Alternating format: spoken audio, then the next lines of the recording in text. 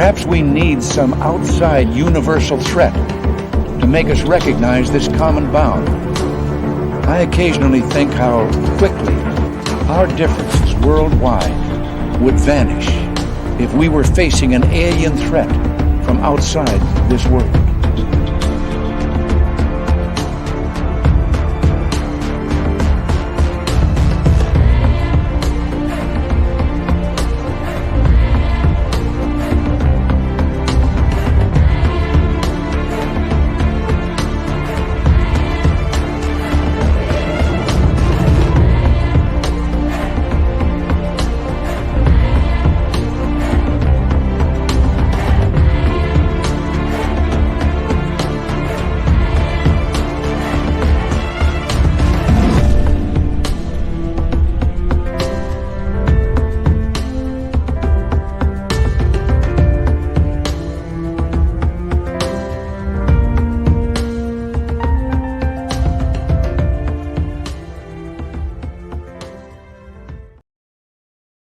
Good evening and welcome to Spaced Out Radio tonight. My name is Dave Scott. Thank you so much for taking the time to join us in the brand new year. Happy New Year to each and every one of you. Yes, we had a good time last night, and if you listened in last night, Jim Goodall has still been awake. He's been on the air since yesterday, and he's with us tonight. We're getting into spy planes and Lockheed Skunk Works. That is our guest tonight. And we have each and every one of you. Shaq Valet in the gold medal position. Chris 716 with the silver. Laura Lobbs, Laura Lobbs with the bronze. Hi, Kurt M and B and Race Fan. How you doing? Roy Boy, Y2KMI. How you doing? Robert Lamoth is back. Robert Lamoth will be signing autographs after the show. Line up to the left of the studio if you don't mind. To the left of the studio. Silent Listen, how you doing? Aliens, UFOs, what's going on? So, Silent Listen, who is William Pullin-Bashu? He's just a wannabe troll who used to be a part of this program until he thought that he knew more. And now what he does is he picks and chooses on a very weak basis on trying to play the heavy scientist of the UFO world. He's definitely not worth the sweat off my balls, that's for sure. But nonetheless, let's continue on here. Dino Bravo, Brown Dwarf, the gorgeous Amy WC, thanks for coming on in. Puck Elf, Brian Morgan is back. Brian Morgan will be signing autographs after the show as well. Line up to the right of the studio if you don't mind. To the right of the studio. Jimmy Gonzalez, Desert Rat, and Dragonfly, thanks for coming on in. Steam Train Mark, thank you for letting us know we are alive in the future, all the way from Australia. And Tim Mothman and his goatee. Roger Murray, how you doing? And Lee the Bee, thank you for coming on in as we continue on with our roll call tonight. Am I sounding tinny? I don't know. Just maybe it's my headphones tonight. All right, continuing on. Number 34 in your program, starting in goal from Stockholm, Sweden, Lars Jansson. Mama Catherine, mwah, I love you, my dear. Love you. And let's see, who else is here? Paul Demon, what's going on? And let's continue on here with our roll call here. The Gong Show, what's happening, my man? Good to see you. And Happy New Year to Jennifer Patterson. And Luscious Jewels, thank you for joining us. Jennifer Patterson again. And who else do we have here? Skip to Malou, good morning to you. And T-Bone, my man, thank you for joining us. And where are we here? Philip Bacca, Welsh Hammer, and Joanne, thank you for coming on in. And just another guy named Harry. Rose Brooks, Digger Dog, Scott Rosen, nice to see you all. Badass Billy Gunn, Sweet Nana C, good to see you both. And Poor Taste in Porn, welcome to SOR Chat. Thank you for joining us. Hi, Chris. Teen, how you doing? Chillgasm, Scott Rosen. Universal Sue, welcome to SOR Chat. Escape from Blue Jersey, good to see you. Chris MS, welcome to SOR Chat. T-Bone, my man again. And John P. Adventures, nice to see you. Hi, Cedric. And let's see, who else do we have here? Matthew Goodka. Selena Nunez, welcome to SOR Chat. Gizmo, my man, thank you for taking us in. And Henry White, what's happening? T-Bone, thank you for kicking off the super chat tonight. It's a wonderful way to support what we do on this show on a nightly basis. So thank you very, very much. Let's get the radio side going. And we welcome in everybody on the podcast radio side of Spaced Out Radio. Happy New Year to you. My name is Dave Scott. Jim Goodall is our guest tonight. We're talking spy planes and Lockheed Skunk Works as we continue on with our roll call. Trot Dog, good to see you. Mike Rivers, thanks for coming on in. Sensational Sherry, thank you for joining us. And there's purple-haired Pixie Lara. Good to see you. And Steve Romo, welcome on Twitter or X. And we're caught up here. We are caught up. Okay, remember the super chat is open. Also open is our Spaced Out Radio store. We do not have ugly swag, people. No ugly swag whatsoever. Hi, Bill WD-40 over in Spreaker, lubing us up as we speak. Human Carl's there helping on out. And we've got a great show tonight. You're going to enjoy it. I'm going to enjoy it. And this is how we start things off with the new year, everyone. Let's get those horns up. Let's rock.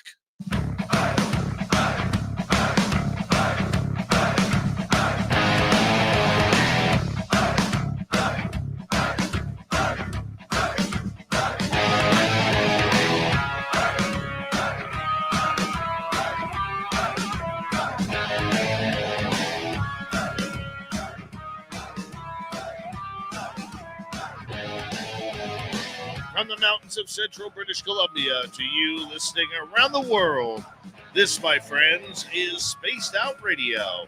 I am your host, Dave Scott, sitting in the captain's chair of SOR headquarters. We welcome you to tonight's show on our terrestrial affiliates around North America, digitally on Odyssey Radio, TalkStream Live, KPNL. All of our archives are free. Join us at youtube.com/Spaced Out Radio. Do old Davey the favor, hit that subscribe button. You can follow us on Twitter at Spaced Out Radio, Instagram at Spaced Out Radio Show, and on Patreon in the Space Travelers Club.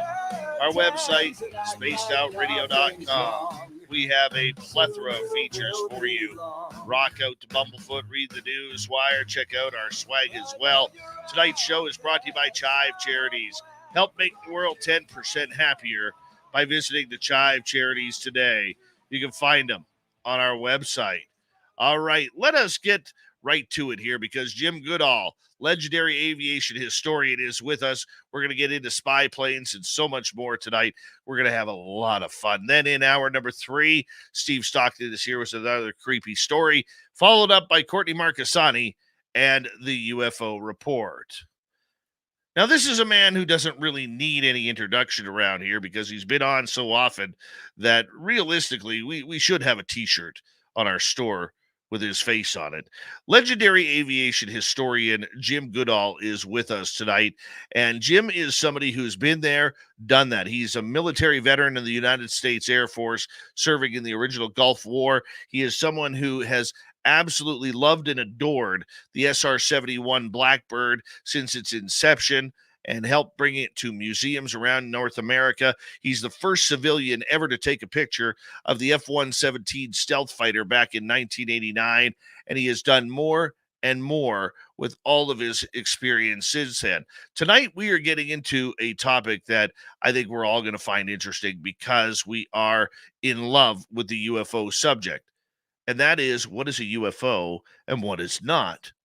How do we do that? Well, we have to look into the spy planes that the United States may have flying around and who's building them, like Lockheed Skunk Works. Happy New Year to Mr. Jim Goodall tonight. We always appreciate you being here, Jim. Thank you for coming on in. Dave, I thank you for your friendship from the moment I met this character. Like I told him, I said, meeting you that day at the MUFON function in was it March of 2020? It was like meeting an old friend for the first time. And how can I put it this way? I feel more welcome in this community of oddballs and crazies, of which I'm drawn to because that's what I am. And I want to thank you, and I want to thank everybody that has had kind things to say about me and to me. I mean, I'm flattered. I am blown away. I thank all of you. I'm not in here for fame and fortune. I've been married too many times to have any fortune, and I'm more infamous than I am famous. But I love doing this. And I've had people say, "Why, Jim? Why don't you have your own show?" I said, "Because I don't have the patience or the talents like the gentleman on this side of me over here. However, you can see my hand. Yeah, like Mr. Dave Scott. And yeah, I love your voice. You have great people on. One of my favorites is Timmy Seymour. He's just a good kid. And if my friend Bob is home after our function, I'm gonna see if it would be okay if I brought a guest with me. You can follow me there, and that would be Tim. Mm-hmm. So I don't know if that would happen. I don't even know if he'll be in, because I know his movie's coming out, and there's a whole bunch of stuff coming in afterwards. It's going to be pretty phenomenal. So I'm looking forward to that. But we were going to talk about the Skunk Works. And that's something that's near and dear to my heart.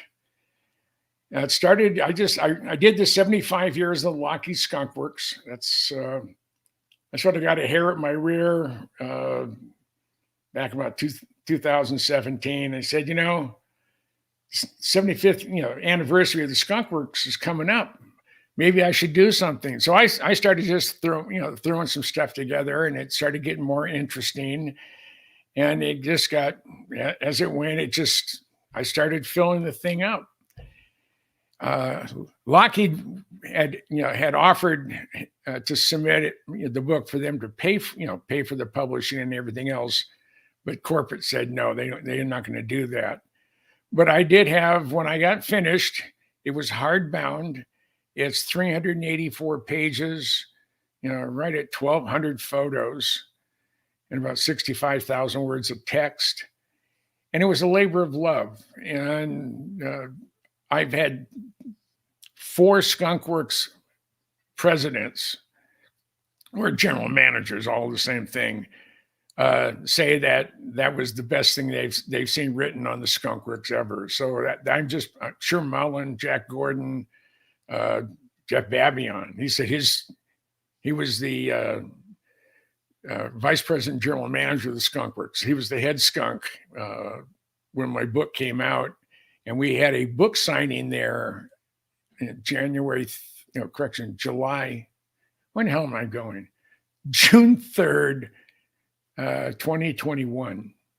Mm-hmm. I had a tour of the Skunk Works, non-classified area. We went over the U2 operation, and it was just as we're going over there, I'm looking at Jeff Babion. We're in the back of his Cadillac limousine, because we're going from the main Skunk Works to the other side of Plant 42, which is a big airport, where their Site 2 is where they have the U2 flight operation and maintenance.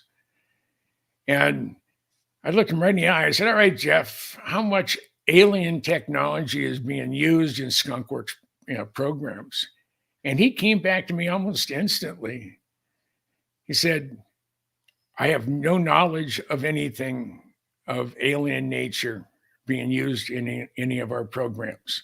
He said, "But that doesn't mean that before I got here, they may have had something like that I'm not cleared to even know about. And my job is not to look back. My job is to look forward."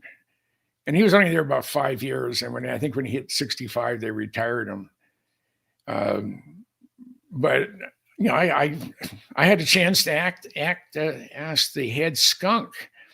But back, is it 96, 97 timeframe, I had a friend at Lockheed. His name was Ben Rich.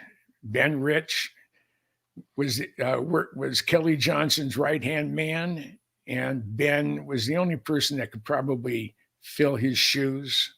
I'm talking about Kelly Johnson's shoes. And for some reason, Ben liked what I did. He loved my love affair of the Skunk Works airplanes. And we talked once a quarter or so for 20, 25 years. And he's the reason we got the Blackbird in Minneapolis. I mean, the CIA A-12 Blackbird. I mean, how cool was that? But in August of '89, and the reason we got the Blackbird, Ben called me up and said, "Hey, I got it from the horses." He wasn't going to say the horses, but the other, the incorrect version of the horses, but he stopped and hesitated. The horse's mouth, that the Blackbirds aren't going to make it through Congress. And if anybody can scrounge one, it was me. So off I went. And lo and behold, we got one. But just before Ben died, he died of esophageal cancer. And I even heard about his cancer diagnosis before his wife heard, because he had heard it at a doctor's in Palmdale. And then he went over to Site 2, and I was talking to Tom Pugh when he came in. Tom was the director of flight tester at Site 2. This is for the SR-71 and the U-2s.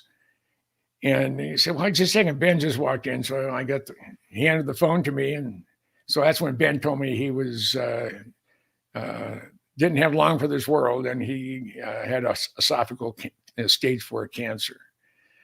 So he was at USC Medical Center when I called him.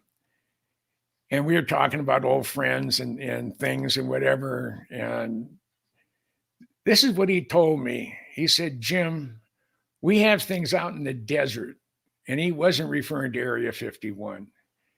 "We have things out in the desert that's 50 years beyond what you can comprehend." I mean, I can comprehend a hell of a lot. And he said, "If you've seen movies like Star Wars or Star Trek, we've been there, done that, or decided it wasn't worth the effort." I said, "Ben, do you want to expand upon that?" And typical Ben Rich, he just said, "No." But in 1993, right after he retired, he was the keynote speaker for the graduate school of aeronautics. And in his prepared text, he stated that today we have the ability to take ET home. Think about that statement. I mean, that's going across the universe in a blink of an eye. We have the ability to take ET home. But our government will not allow us to release that information to the general public. And it's just sad. Right. Jim, were you ever a UFO guy, like a complete UFO guy that was looking for things from outer space, or were you mainly into just the aviation side of everything? I'm a hardware guy. But I've always, ever since I was a little kid, I've been fascinated with airplanes. I mean, I'm always, when I go out at night and I sit out by the pool with my dog. I live in the greater Tucson area. We don't have any street lights anywhere in Oro Valley, hardly, except for one main thoroughfare. And the sky, you can, once your eyes adjust, you can see the Milky Way. I mean, it's just, you see that all the time because you have such, pristine air up in central Canada or central British Columbia.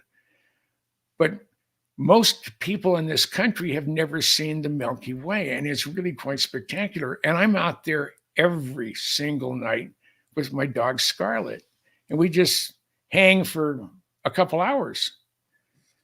And I'm always looking up, and I've seen shooting stars all the time. I see satellites. I've seen the International Space Station. And as much as I know we're not alone, and as much as I know, there are alien craft flying over our cities and our military installations, and all the places I've been to, I have never seen anything I couldn't explain. And that drives me nuts. It really does. I want Karen Hill, who's the MUFON director here at the new one here in Tucson.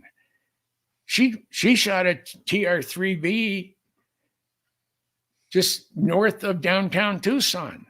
Well, I'm just north of downtown Tucson. I mean, Tucson is south of me, and I'm out here all the time. And she showed me the image.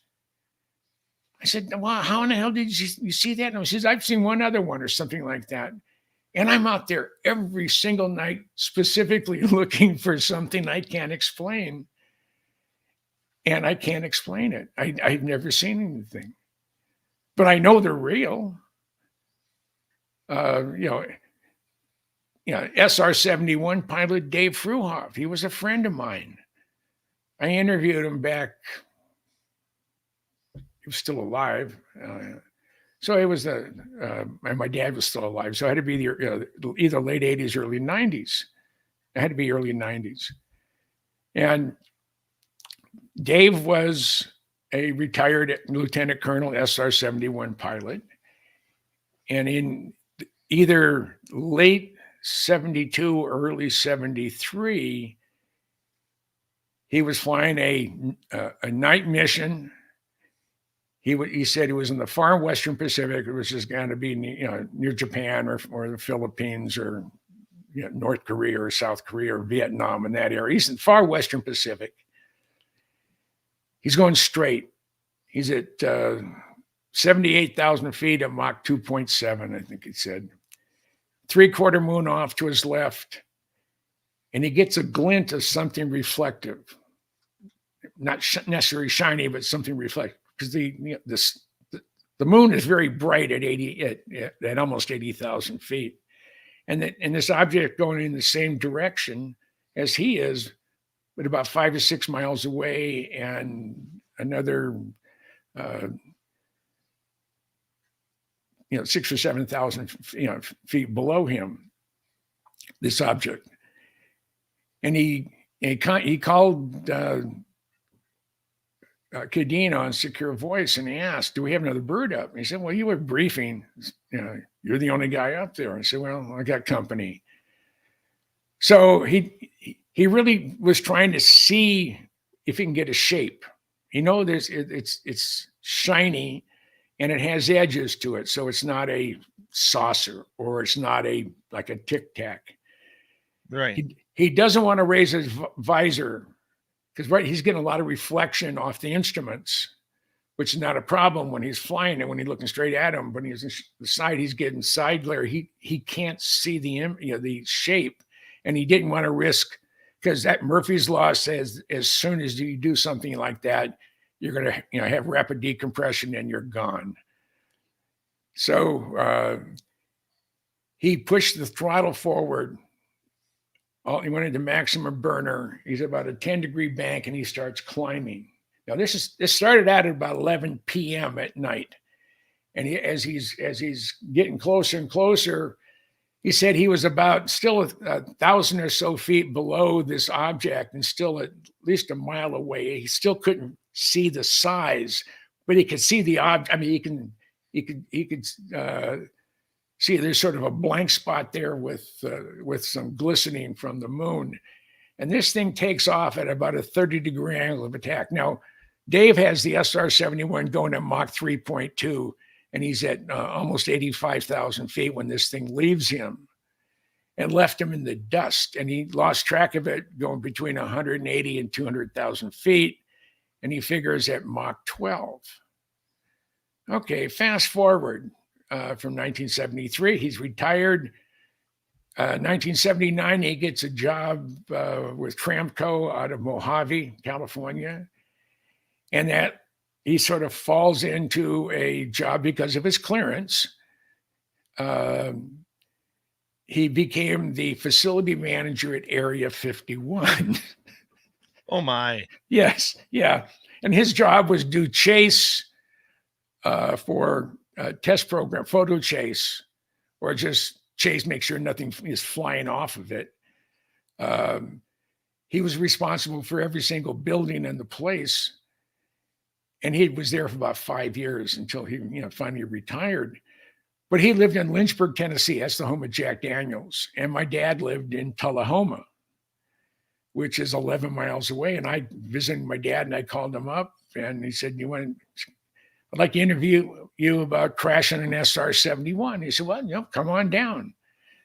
So I went in there, and after the interview of him having to bail out of an SR-71B trainer, total electrical failure. The only time it ever happened out of 58,000 flight hours. I asked him, I said, Dave, do you believe in UFOs? And that's when he told me about being an SR-71 pilot chasing one. But he said when he got to Area 51, he said, you don't ask anybody anything when you first get there, because you start asking questions, they're not going to charge you with anything. You'll just pull your clearance. And without your clearance, you don't have a job. And he knew most everybody anyway. So he said after about a year, he was there at the not the Officers Club, but the club, and he's talking to a couple of guys who'd been there for a long time. One of them was security guy. They called him Pappy. He said, I had a question. He said, back in the very early 70s, I chased something that outran my SR-71. Have we ever flight tested anything that's capable of leaving an SR-71 in the dust? And absolutely everybody has said, not here. It wasn't flight tested here. And because he was facility manager, he was responsible for every single structure on or below Area 51. I said, what about the underground facilities? He said, well, no, we have the ability on the other side of the mountain, the other side of the Papoose Range. That's the backdrop you see when you get pictures that I've taken or some other people have taken of Area 51. That's the Nevada test site. Right. And they do have boring machines, boring equipment that will cut through a 36-foot diameter cut a foot an hour through solid granite. So they have the ability. But one of the problems with an underground base or an underground facility is one, you have to have an entrance to go in there. You have to, even if the entrance is 20 miles away or 10 miles away, which is very feasible in today's world. You would have to have everything that was excavated out. There has to be a debris field somewhere. They're not going to track it 100 miles and dump it, or maybe they are. And he said, they did that to Yucca Mountain. It's all cut in there, and that's supposed to be there. It was built for low-grade radiation storage, mostly pellets from power plants. But that was killed by the senator of Nevada, and he's a jackass. But he's gone now, so it's probably going to be warm where he's at anyway. We got about a minute to go here, Jim, before we have to break. At the bottom of the hour, Jim Goodall, aviation historian, is with us tonight. Jim, the idea that there is something afoot about what a UAP and a UFO could be, the one thing that 2023 really taught me and many other of the researchers in the field was that UAP seem to be man-made objects, where UFOs, we still don't really have a clue as to what's going on. Okay, but I'm curious, with 30 seconds to go, your thoughts on that. I think 95% of what's being seen is man-made. But all it takes is one that isn't to scare the hell out of you. And what's more terrifying, knowing that we're really alone or knowing we're not? Think about it. Well, that's something we're going to have to pick up when we come back from the break here at the bottom of the hour. Happy New Year, everybody. It's our first show. Happy New Year. And I'm delighted to be his on January 1. How wonderful. Yeah. Well, Happy New Year. Our first show live on Spaced Out Radio here after the turning of the calendar. We will be right back with Jim Goodall, aviation historian, right after this. 。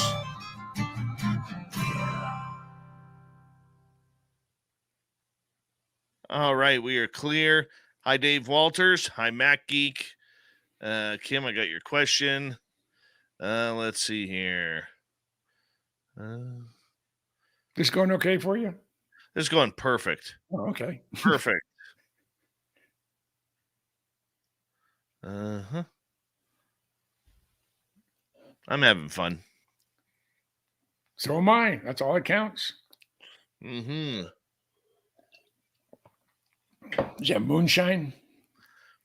I wish. Yeah. Hello, gorgeous and talented Kira. How was your drive home? The Debster, thank you for the super chat.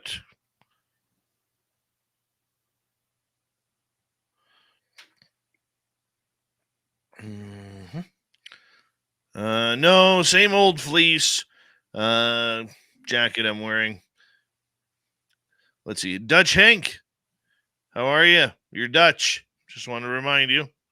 And yeah. See if that's working now. Oh, yeah, that's working now. Good.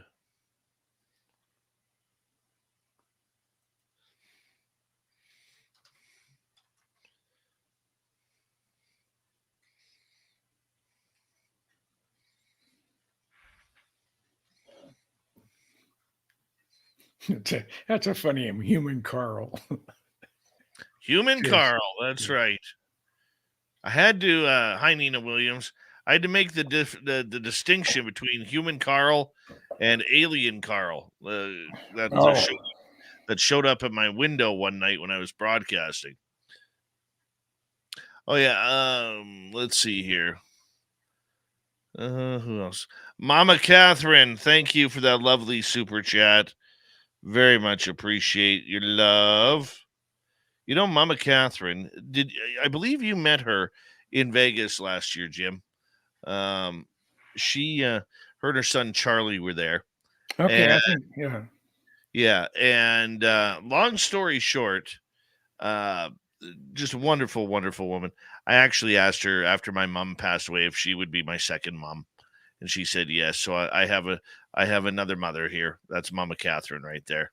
Yeah, I had a mother-in-law like that when my mom died, and my first wife always said, "Well, it's the only reason you married me because you loved my mom and dad." And I said, "Well, that doesn't make me a bad guy." I said, I cared enough about you, loved you to marry you, but I did love her parents, and that was the clincher." Yep. So let's see. Yeah, she's pretty awesome. Pretty awesome. Yeah. Love her. And Crystal J, how are you? Nice to see you. Who else has jumped in here? Mm-hmm. Yay, how are you? And let's see here. I think we're caught up on people. We got about 2 minutes here. Okay.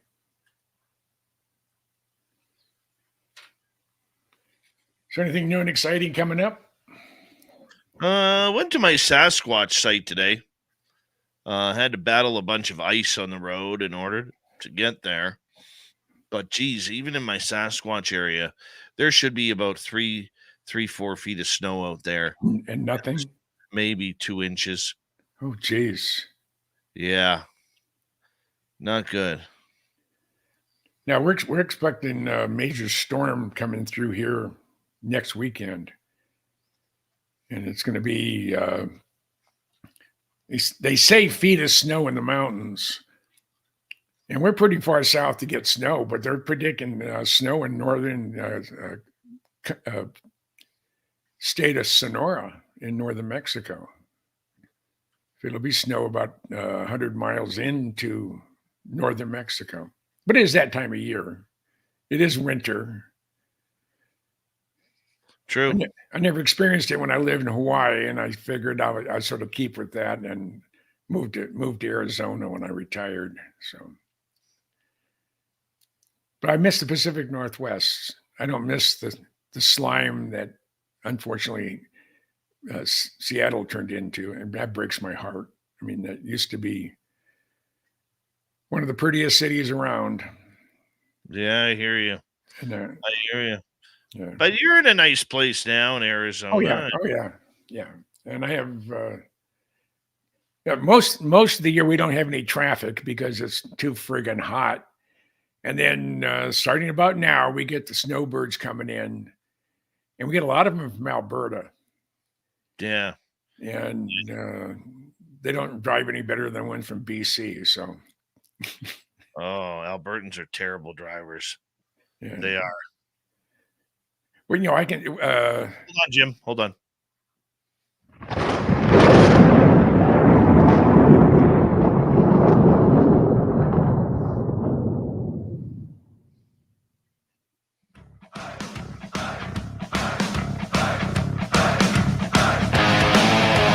Second half hour of Spaced Out Radio is now underway. My name is Dave Scott. Very much appreciate earning your listening ears. Reminder to all of you that if you've missed portions of this show or others, you can always check out our free archives at youtube.com/Spaced Out Radio. Do old Davey the favor, hit that subscribe button. Our website, spacedoutradio.com. We have a plethora of features for you. Rock out to Bumblefoot, read the news wire. Check out our swag as well. Follow us on Twitter at Spaced Out Radio, Instagram at Spaced Out Radio Show, and on Patreon in the Space Travelers Club.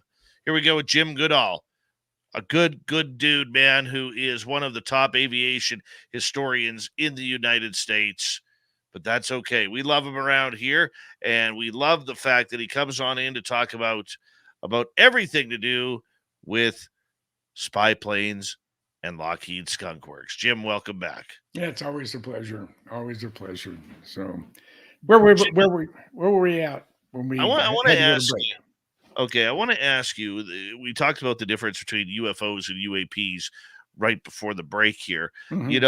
And I agree with you in a statement you made that at least 90% of what we are actually seeing flying in the sky is man-made and not of UFOs. Not saying that UFOs aren't here, but the fact is it's pretty tough to track where they're coming, where they're going to land, everything like that. I mean, out of all the people you've talked to connected with Lockheed Skunk Works, and I'm sure there's some deep, dark secrets that you're not allowed to say on the record, has anything that ever come out of there that's kind of caught you off guard in conversation? No, and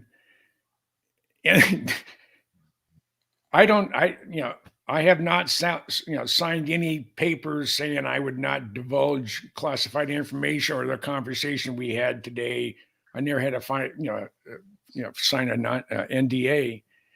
So no, I don't hold back anything. I think that's may have irritated some people, but my job is to record history.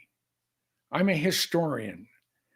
I love history, and everything that happened from this second behind us is history. I also like looking into the future, and I think that's one of the reasons I've always been so fascinated with the Skunk Works, and it started when I was about 10 years old. Now I'm 78, soon to be 79. I don't know how in the hell I got there, but I'm here. My best friend when I was in 10th, when I was 10 years old, was Danny Smith. And Danny Smith's dad was commander of Moffett Field Naval Air Station. And the Marine Guards and the Shore Patrol referred to us as Captain Smith's son and that friend of his. And I was that friend of his. But we would sit underneath the tower. We'd be with our bicycles, where I have our canteens, and maybe we got a bottle of pop somewhere, and we'd sit in the shade and we'd watch Navy fighters taking off and landing, and sometimes crashing, breaking landing gear and whatever. So they had about 6 or 7 crash calls a day when the fleet was coming back in, because that was the same as Top Gun or Miramar back in the day. I mean, it was huge. They had 400 airplanes there at one time. But on this one particular day, I had to go to the main gate, and I would call Danny, even though everybody knew me. I had to be, I had to have somebody who lived on base come and get me, and all the Marines knew us. And he said, "Oh, there's something so cool in the big hangar, and that's Hangar 1. That's the one that the Google brothers are footed the bill to take the asbestos-clad skin on that hangar and reskin it with an environmental friendly cladding." But at the far end, closest to the bay, was an area that was cordoned off by no guard, but it says keep out, and it had black curtains. So we had been in there so much that we were hiding in plain sight. We could ride right down the middle of Hangar 1, which Hangar 1 is 400 feet wide, 1,100 feet long, and 400 feet tall. It creates its own weather at times. So we go to the far end, and we parked our bikes, and Danny said, this is cool. He says, "You're going to love it." And we opened the curtain, and it was better than seeing a naked woman. It was the prototype F-104 Starfighter. They called it the missile with the man in it. It had 7-foot wings. They were razor sharp. It was all engine. I don't know where they put the fuel, but it was all engine. And this was in the Ames Research Center wind tunnel there at Moffett Field. And Danny says, "Get in the cockpit." And it was almost like in Christmas Story, a double dog dare you. So sure shooting. We open the canopy. I get in, close the canopy. Danny closes the latch, moves the stand away, and I'm sitting in there. I'm in there about 2 minutes. I'm looking at everything, and then I realize, I had seen something in a newsreel of ejection seats, and says, "I think I'm sitting on one." And all of a sudden, I became really concerned that what happens if this thing goes off. So I go to take the handle that latches the canopy and unlatch it. I'm only 10 years old, and I can't budge this thing. Danny's on the other side of the pop-up handle that you move it one way or the other to open or close, and he couldn't open it. Oh, jeez, what am I going to do? So he went out, got in his bike. He got some maintenance guys. They called Lockheed rep that happened to be there at Ames. It wasn't NASA back then. It was NACA, but it basically the same thing. And then the Shore Patrol was there, Marine Guards were there, Navy maintenance personnel were there. This is a classified airplane. It was still classified secret, and even at the time, it may have been top secret. But both Danny and I got our ass chewed out so bad. 68 years later, it still hurts. But that's where my love affair began with Lockheed airplanes. So fast forward to March of 1964. It's just before I turned 19. I'm an 18-year-old E3. I'm a two-striper.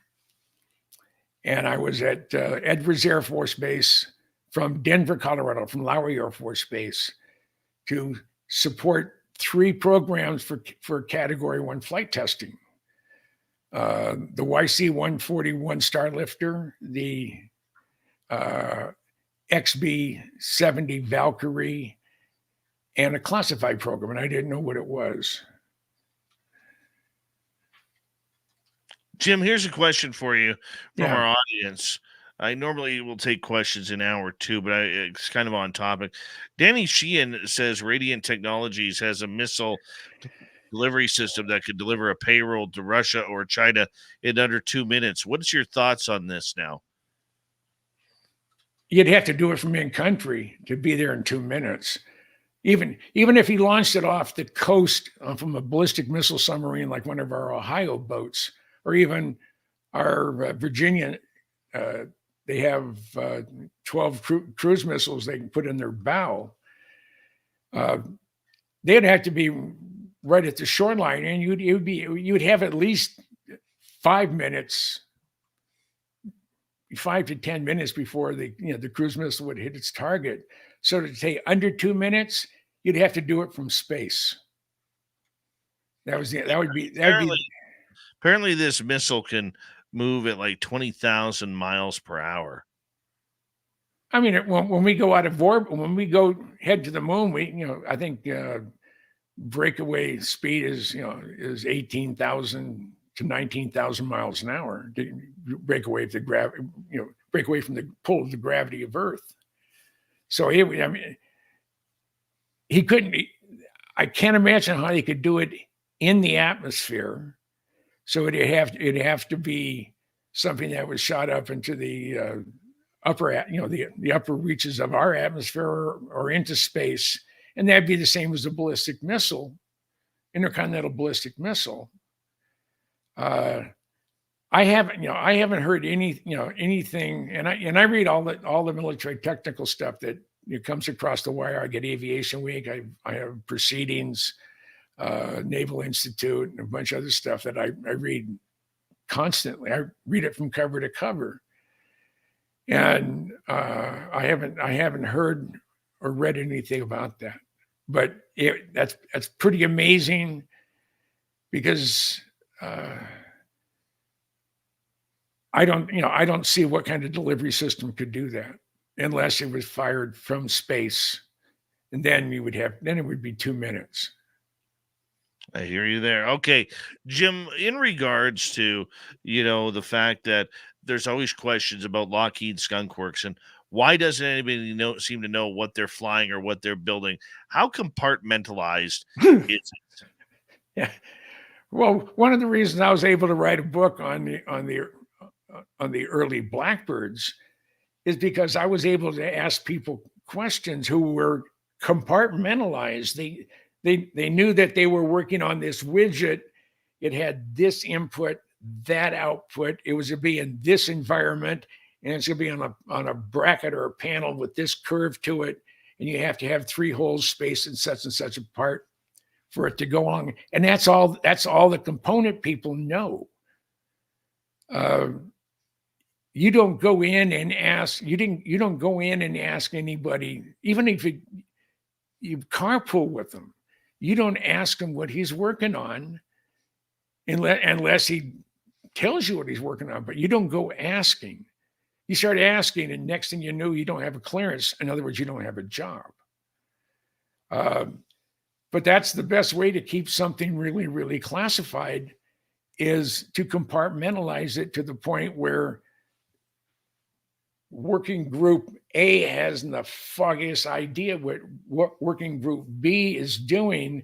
And it may be those 2 classified components go into something else that they don't know where it's going, but it's going to get 2 components that will fit in this thing, and it's going to have these capabilities.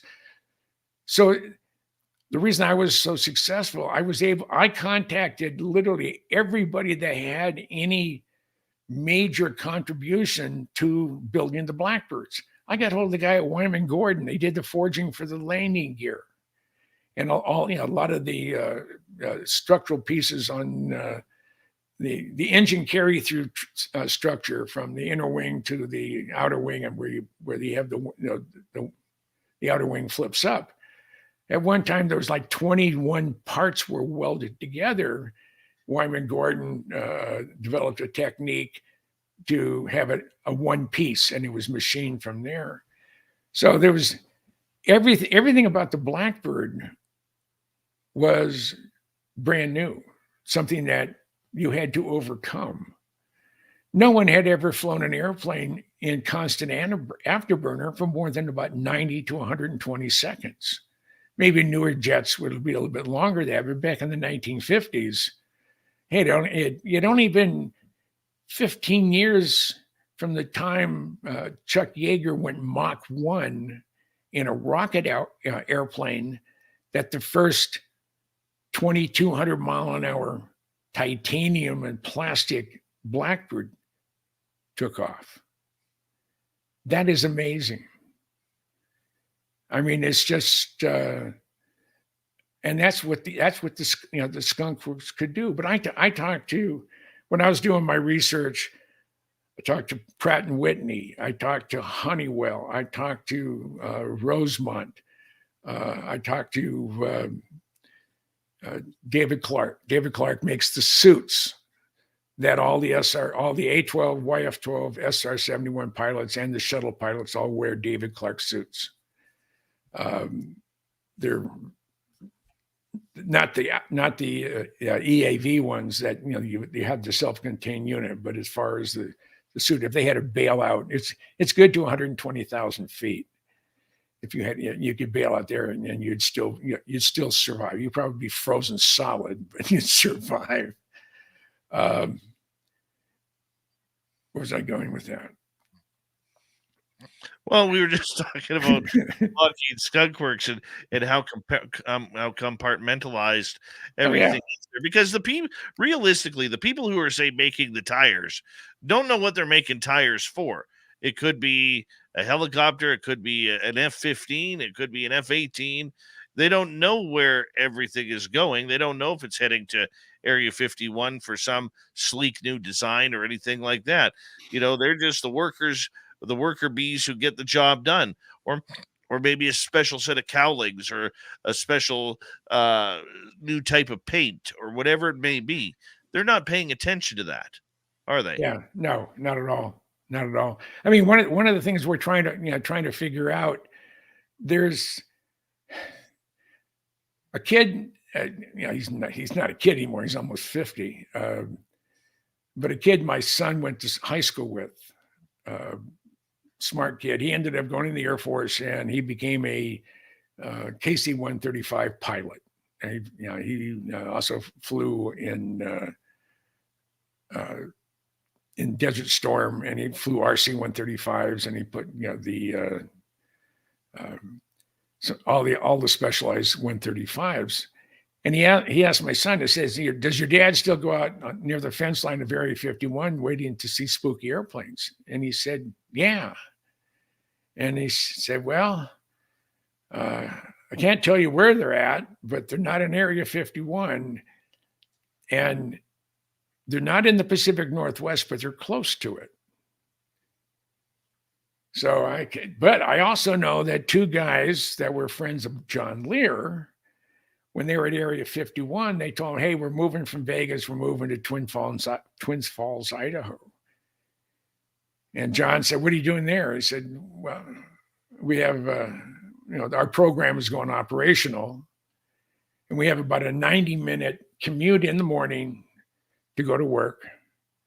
And I don't know if they stay there for the week and then come back.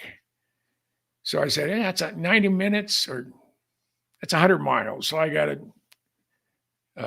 Idaho Falls is where they were at. I put my protractor in there and went around. And then I went on Google Earth and I looked at every square inch.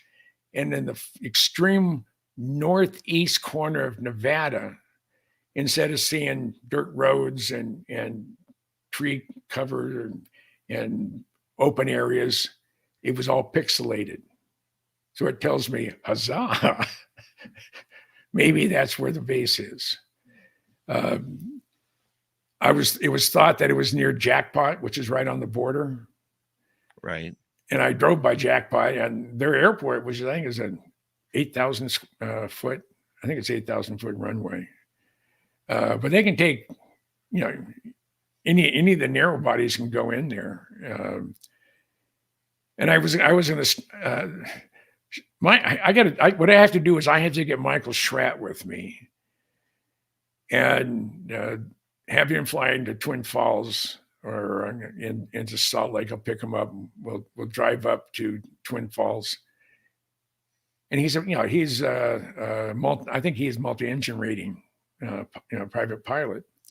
We're going to go rent an airplane and we're going to go fly over that area. And the word was they were going to put it in like a no-fly zone, a restricted area. But as soon as you do that, and this is a quote from someone who heard, as soon as you put a restricted area, brand new thing in the newest updated aeronautical maps, it's people like this guy named Goodall. That's a quote. He's going to know it, and he's going to plant his butt out there, and he's going to take pictures. So you're that guy. I'm that guy, and I'm proud of it. And I know. But we were talking about the Skunk Works. So some of the most incredible airplanes ever come out. The first operational jet fighter is the Lockheed P-80 Shooting Star. The offshoots of the P-80 were the F-94 series of interceptors in the very early 50s, and the venerable T-33, the T-Bird. It was a trainer, it was a hack airplane, it was a get your flying hours in airplane. And they built 3,300 of them. And there's a guy who lives up in I think it's Mesa, Arizona, Doug Sloviak. And Sloviak is what I'm to the Blackbird, he is to the T-33. And his goal was to get a photograph of actually a 35 millimeter Kodachrome slide, is to get a photo of absolutely every single Thunderbird or T-Bird ever built and manufactured and delivered. And that's nuts. But I mean, you have 3,300 of them. They only built 50 manned Blackbirds.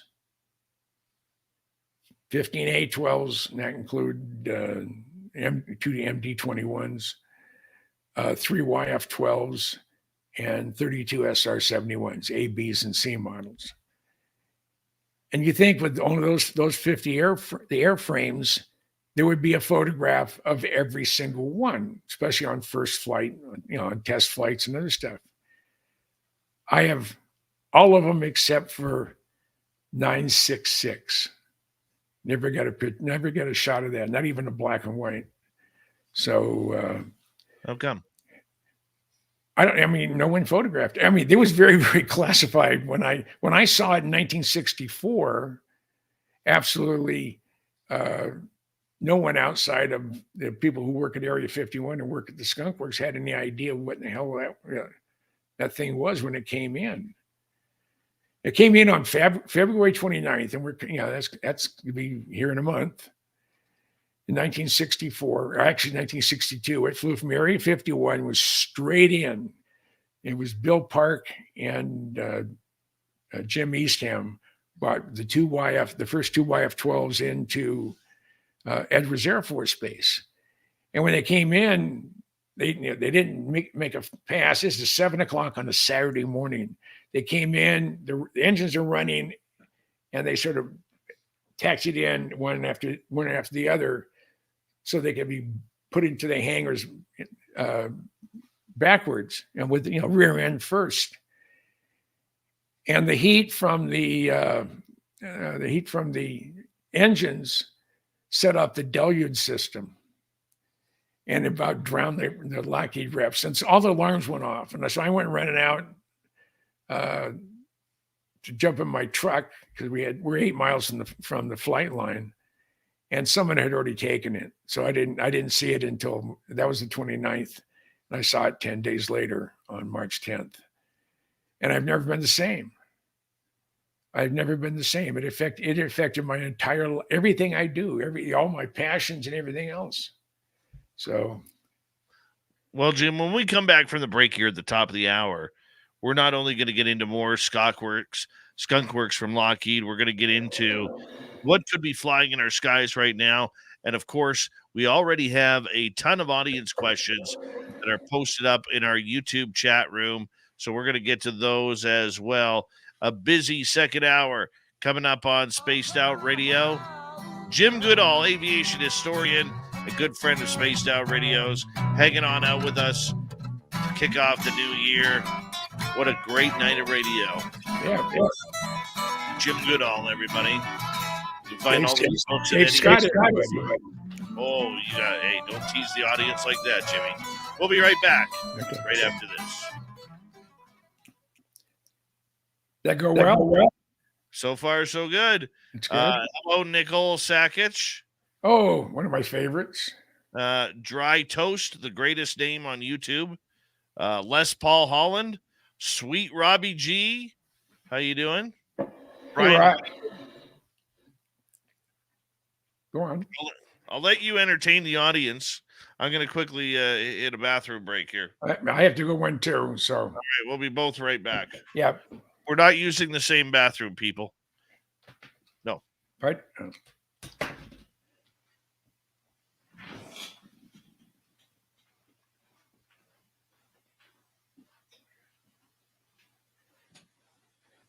Great.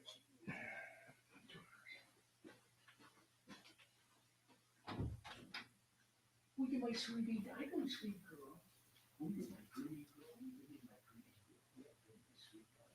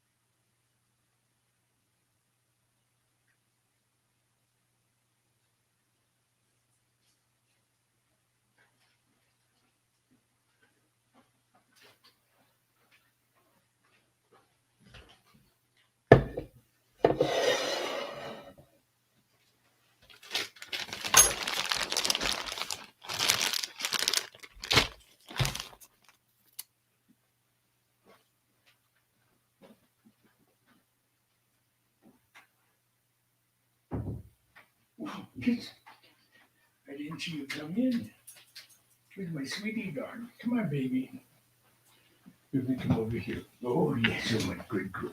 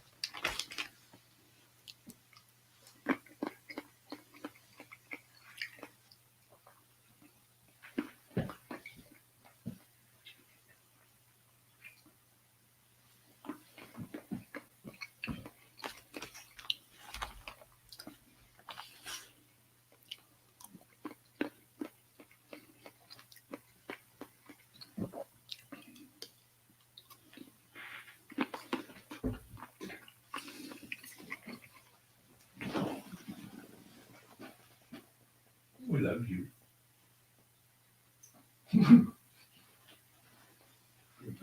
You're my sweet girl.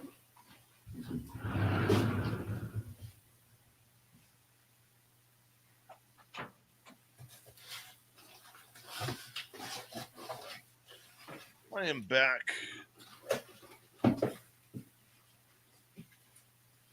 Hi, Vanessa. How are you?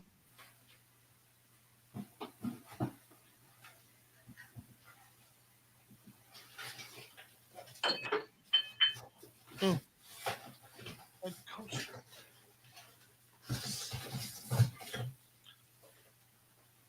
My coaster fell.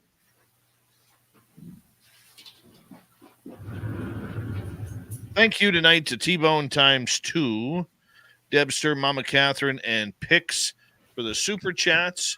I got a bunch of questions for Jim so far, and we will get to those in just a little bit. Don't forget, Spaced Out Radio Store. We do not have ugly swag, people. We got nice stuff for you to wear, not just while mowing the lawn or gardening either. So make sure you check that on out. And you only got 5 months. 5 months before we head to Reno for the 3rd annual Vegas fan party. Here we go. You're listening to Spaced Out Radio with Dave Scott. Follow Dave on Twitter at Spaced Out Radio and on Facebook, Spaced Out Radio Show. Here we go with hour number 2 of Spaced Out Radio tonight. My name is Dave Scott. Very much appreciate earning your listening ears wherever you are on this beautiful planet we call Earth. Hello to everyone listening in on our terrestrial affiliates around North America, digitally on Odyssey Radio, TalkStream Live at KPNL. All of our archives are free. Join us at youtube.com/Spaced Out Radio. Do old Davey the favor, hit that subscribe button. The Desert Clam has set the password for tonight in the SOR Space Travelers Club. Cache is your password. Use it wisely, Space Travelers, as the Clam sets the password each and every night right here on Spaced Out Radio. Our website, spacedoutradio.com. We have a plethora of features for you. Rock out to Bumblefoot, read the Newswire, check out our swag as well. Follow us on Twitter at Spaced Out Radio, Instagram at Spaced Out Radio Show, and on Patreon in the Space Travelers Club. We continue on learning about Secret Flight and Lockheed Skunk Works. Legendary aviation historian Jim Goodall is with us tonight. Jim, thank you so much for being here. You know, it's always a pleasure. And any time that we've been talking about the Skunk Works, this is my book. Oh, come on, I got it. Yeah, this is it. That's how thick it is. It's 5.5 pounds. And I cover 43 programs developed and built and conceived at the Skunk Works. But there's probably 43 programs I know nothing about. And I've made but the head guys of the Skunk Works that they all got their copy. I made sure that the publisher sent them a copy. They said no one could have done it better. He said, Sherm Mullins says, I can't think. I read every single caption. I read every single description of what the program was and whatever. And there's a few punctuation errors. Well, geez, I mean, it was 384 pages, and that one there was just I think just short of 1,200 photos. So I'm just delighted that it turned out as well as it did. It was a real challenge. So we're gonna go to questions and see if I have answers to the questions. Correct? Yeah, I'm gonna mix them in here, Jim, with right. questions for myself. Let's start off with Derek here. What are your thoughts on the enigma around the SR-71 Aurora? There has, I believe it's real. I believe that in 1982. Well, let's step back. I think it was late 81, early 82. A dear friend of mine that I was stationed with in the Air Force, Robert J. Garrow, was an air traffic controller, and he was one of only 9 controllers that didn't walk out during the PATCO strike in 81. And this is in the early 80s still, and I'm out in the Bay Area. And he didn't know what my absolute passion was, and I love things that go bump in the night and spooky airplanes. And he said, it says, something crazy happened here earlier this year. I said, what happened? He said, we tracked a manned something going through our controlled airspace at about Mach 12. That's 8,000 miles an hour. He said, and it had priority over the SR-71. There's only one airplane that has priority over the SR-71, and that is Air Force One. They have top priority in any aviation related hierarchy. They're number one, but just above that is Air Force One. So they called Beale and said, hey, we just tracked something, and we're not sure what it is, but it had priority over the SR. So about 2 days later, a young captain and a full bird colonel arrived at the Bay Area Tracon there at Oakland International. And the young captain was, he was a very new captain. He didn't realize that he was going to be in the jaws of Robert J. Garrow, who absolutely was probably one of the most professional air traffic controllers. He lived, ate, and breathed air traffic control. That's what his destiny was. And this captain is telling Bob, Mr. Garrow said, you don't know what you were looking at. You don't know what you tracked. And Bob just went nuts. He said, look, buddy boy, I've been tracking X-15s, space shuttles, XB-70s, SR-71, and whatever. He said, before your father poked your mother for the first time. So don't hand me this crap. I don't know my business. And all of a sudden, this colonel come running out of the office because he can hear the commotion. And he said, no, Mr. Garrow, you don't understand.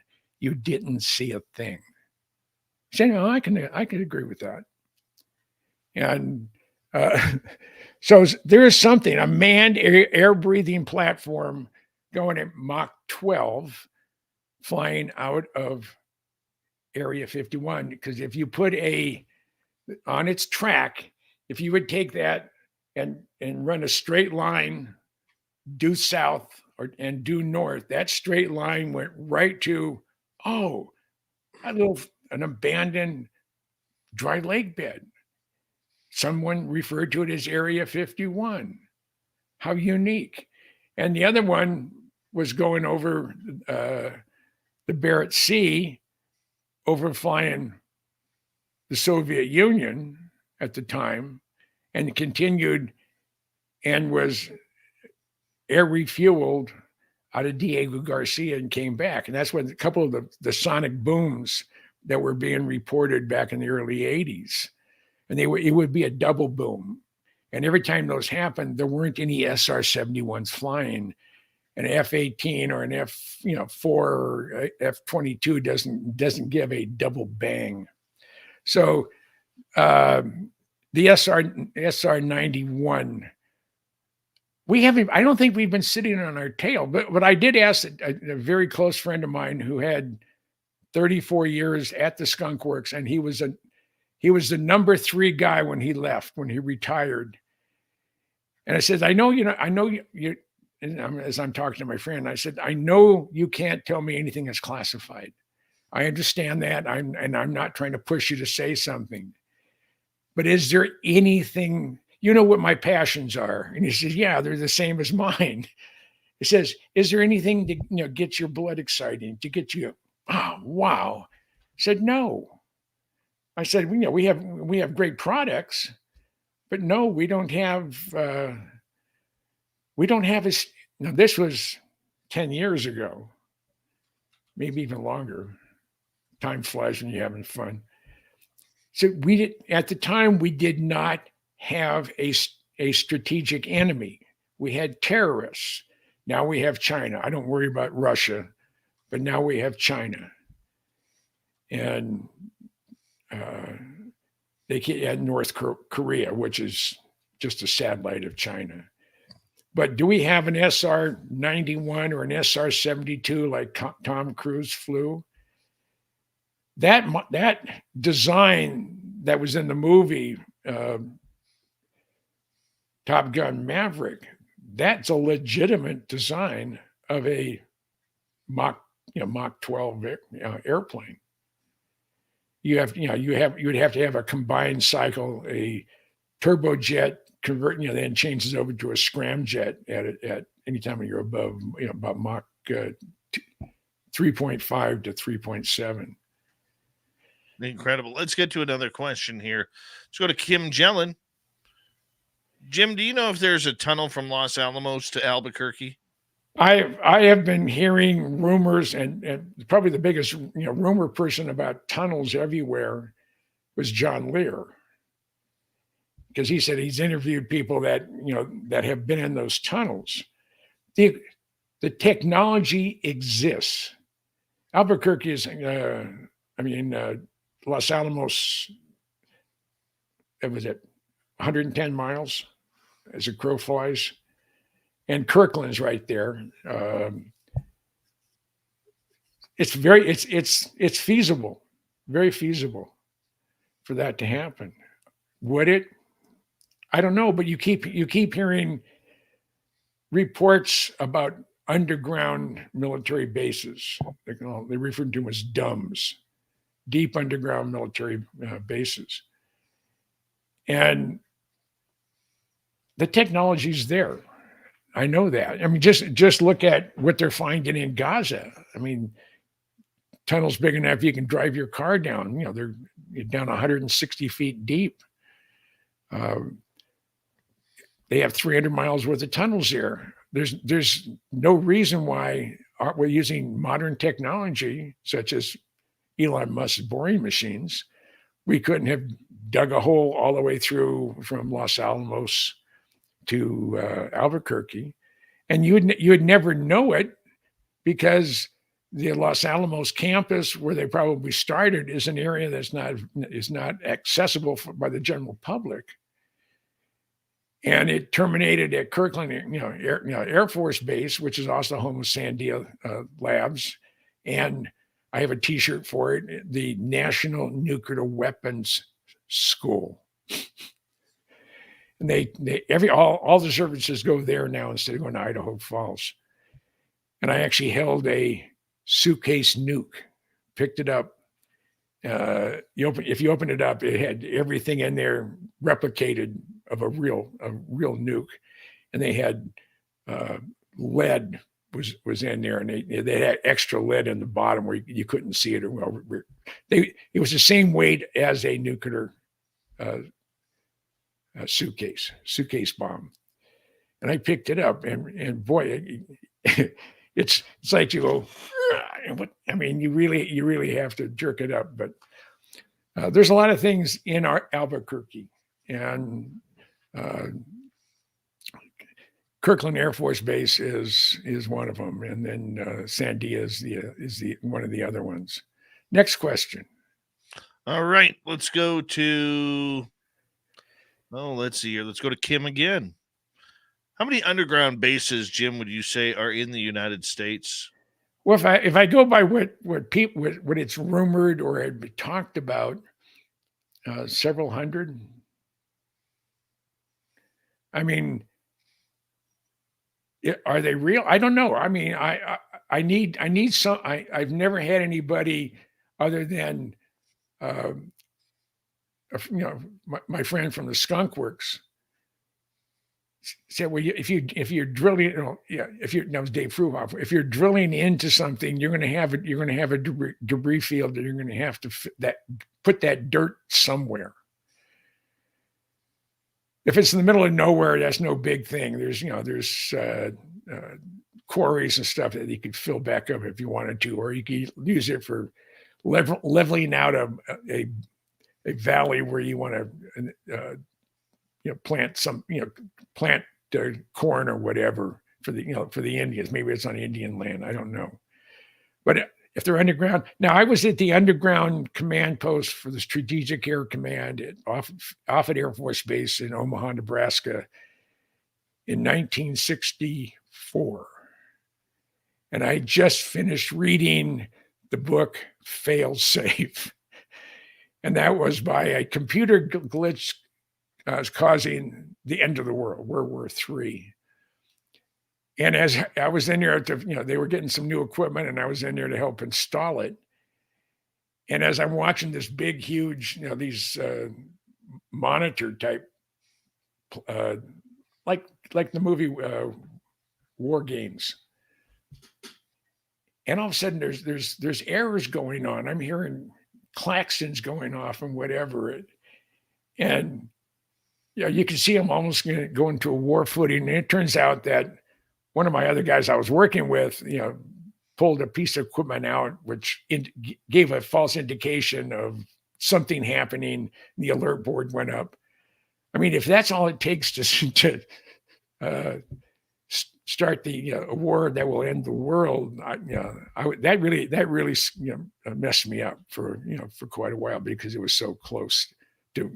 The book was so close to reality. It was kind of frightening. But I don't have any confirmation on that. I just have what people have said. Lear was really big into that.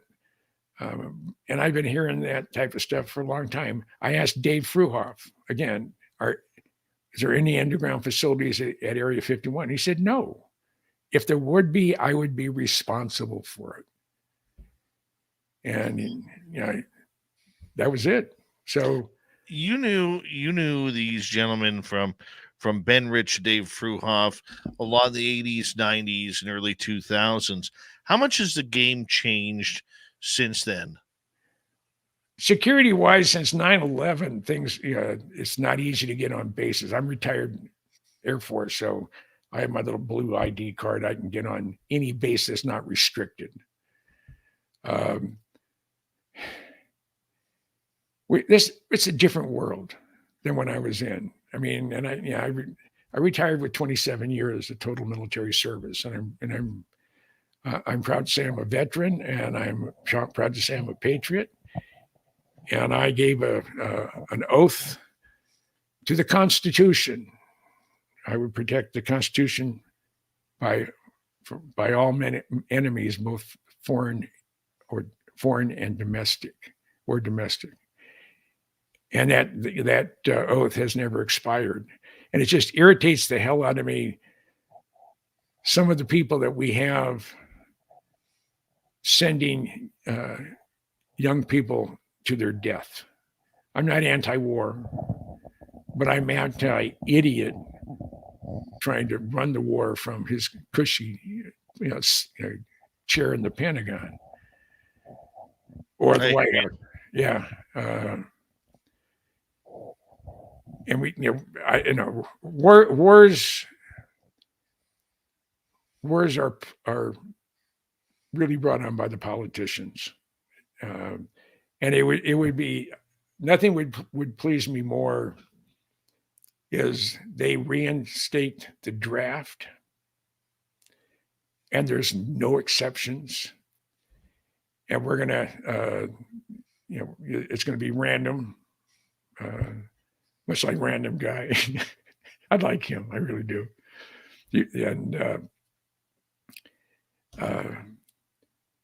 And I just,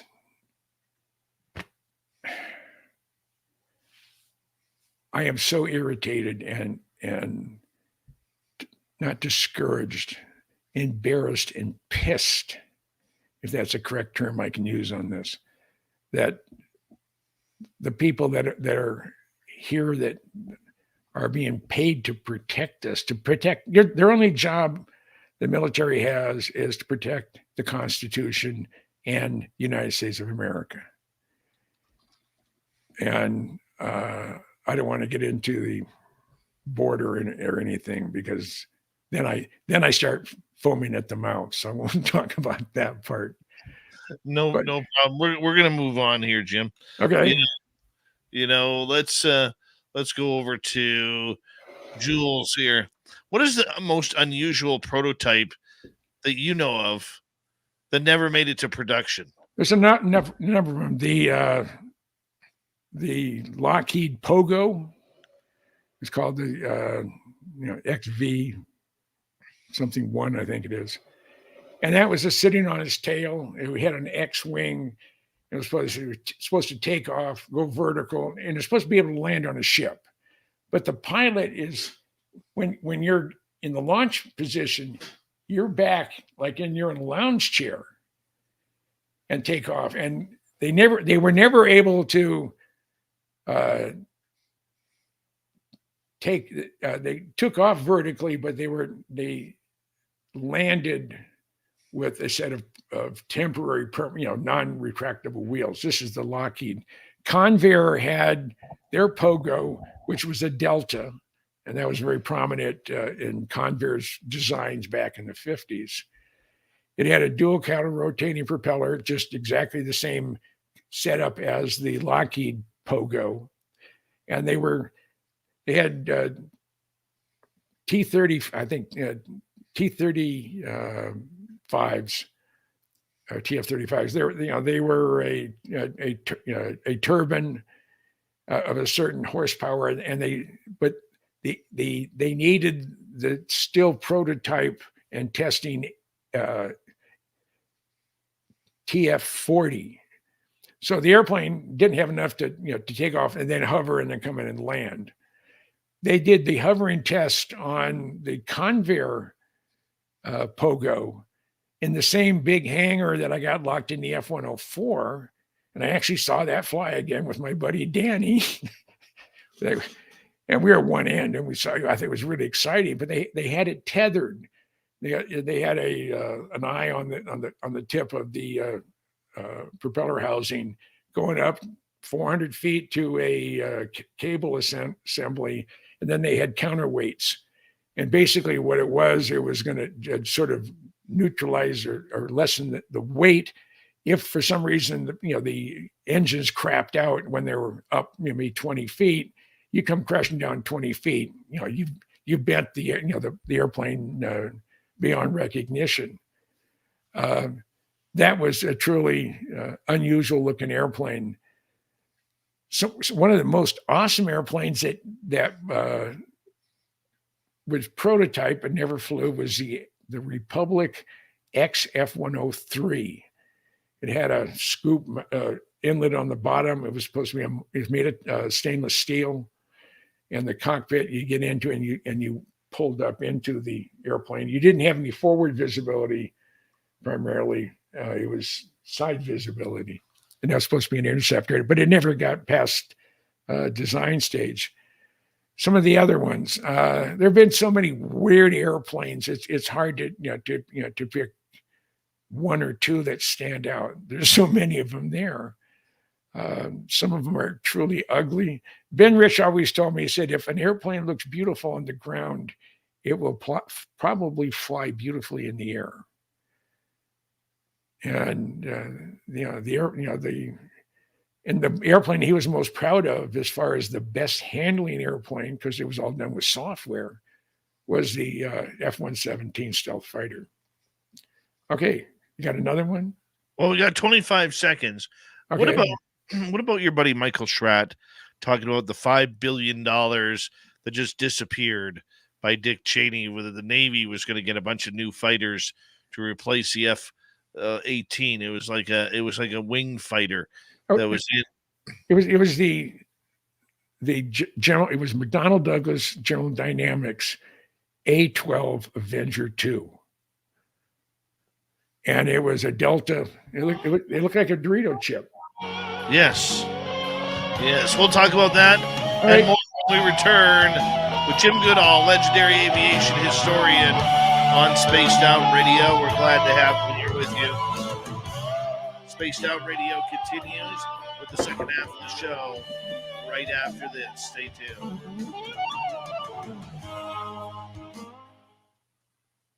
There go okay? You're sounding beautiful, my man. Beautiful. You know, you want to, I think I've told you this before. You know, a couple of people have asked, if you give a talk on a Blackbird, how long is your presentation? I said, whatever you want it to be. I said, minimum has to be 45 minutes. So what's maximum? I said, my voice gives out after about 10 hours. So, I have a passion for it. Anybody who have anything that you have a passion for, be it Sasquatch or whatever, you're going to know all the stupid things about it and everything that's cool about it and things that no one has any idea about. And it's just, and that's why I am with the Blackbird and spooky airplanes and the Skunk Works in Area 51. And now we have the okay from the country of Belize is to start clearing the pyramid that we have. And it turns out there are not 4 pyramids in our complex. There are 5. It is the largest pyramid complex in Belize, if not Belize and Nicaragua, which is all Mayan. So far, the highest, the tallest pyramid to date is 180 feet. Tom Elmore, who does LiDAR work for a living, was with us, and he has some real precise measurements. He started at the base, and when he climbed all the way to the top, it was 261 feet. Oh, wow. So this could be, and it's isolated. It's about a mile from the rest of the pyramids. So what we think it is somebody or someone that was very, very special. It was either the ruler, the shaman, or maybe that's where they sacrificed people, or it was the home resident. It was the resident of their supreme leader or their head religious guy, their top priest. So it's going to be exciting. I mean, on the 15th of this month, NISH, which is the National Institute for Culture and Heritage from Belize, will be at the site just to get an idea what it looks like before we start. And it's all jungle. We went in there with, I'm following 6 guys with machetes, but it was raining, just coming down in just buckets. But it's 87 degrees and the rain's 87 degrees. So you really don't get cold. You get wet and slippery. And I have a real bad sense of a balance. So I slipped and fell 6 or 7 times.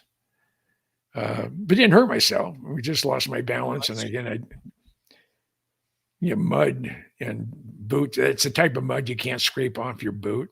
You got to almost cut it off. So. All right.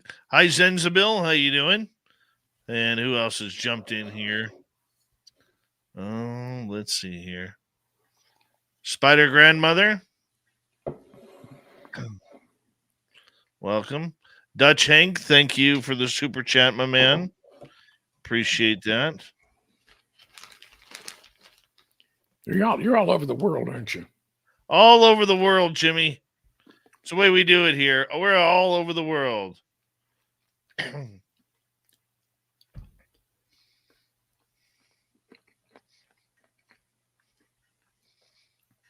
You have anything new and exciting planned for May? May is it'll be my 51st birthday. Oh, wow. Yep. And we're doing the Reno party. Yeah. Right before that, I'm going to Nebraska for a Bigfoot conference. No, I thought you were being punished or something. No. Hi, Big J.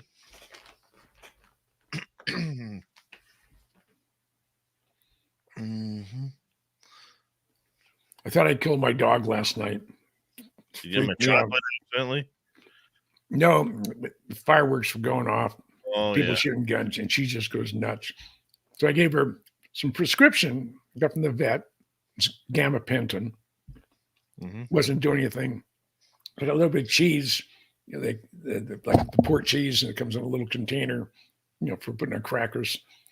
I give her treatsies in bed in that. So I got some and I stuck it in my jar of weed and gave it to her. And she just ate it right up. And then about 2 hours later, she was stoned. She still is today. Jim, hold on. We got about 8 seconds. Okay. Thank you, Dutch Hank, Enki, T-Bone with a hat trick, Debster, Mama Catherine, and Pix for the super chats. Here we go.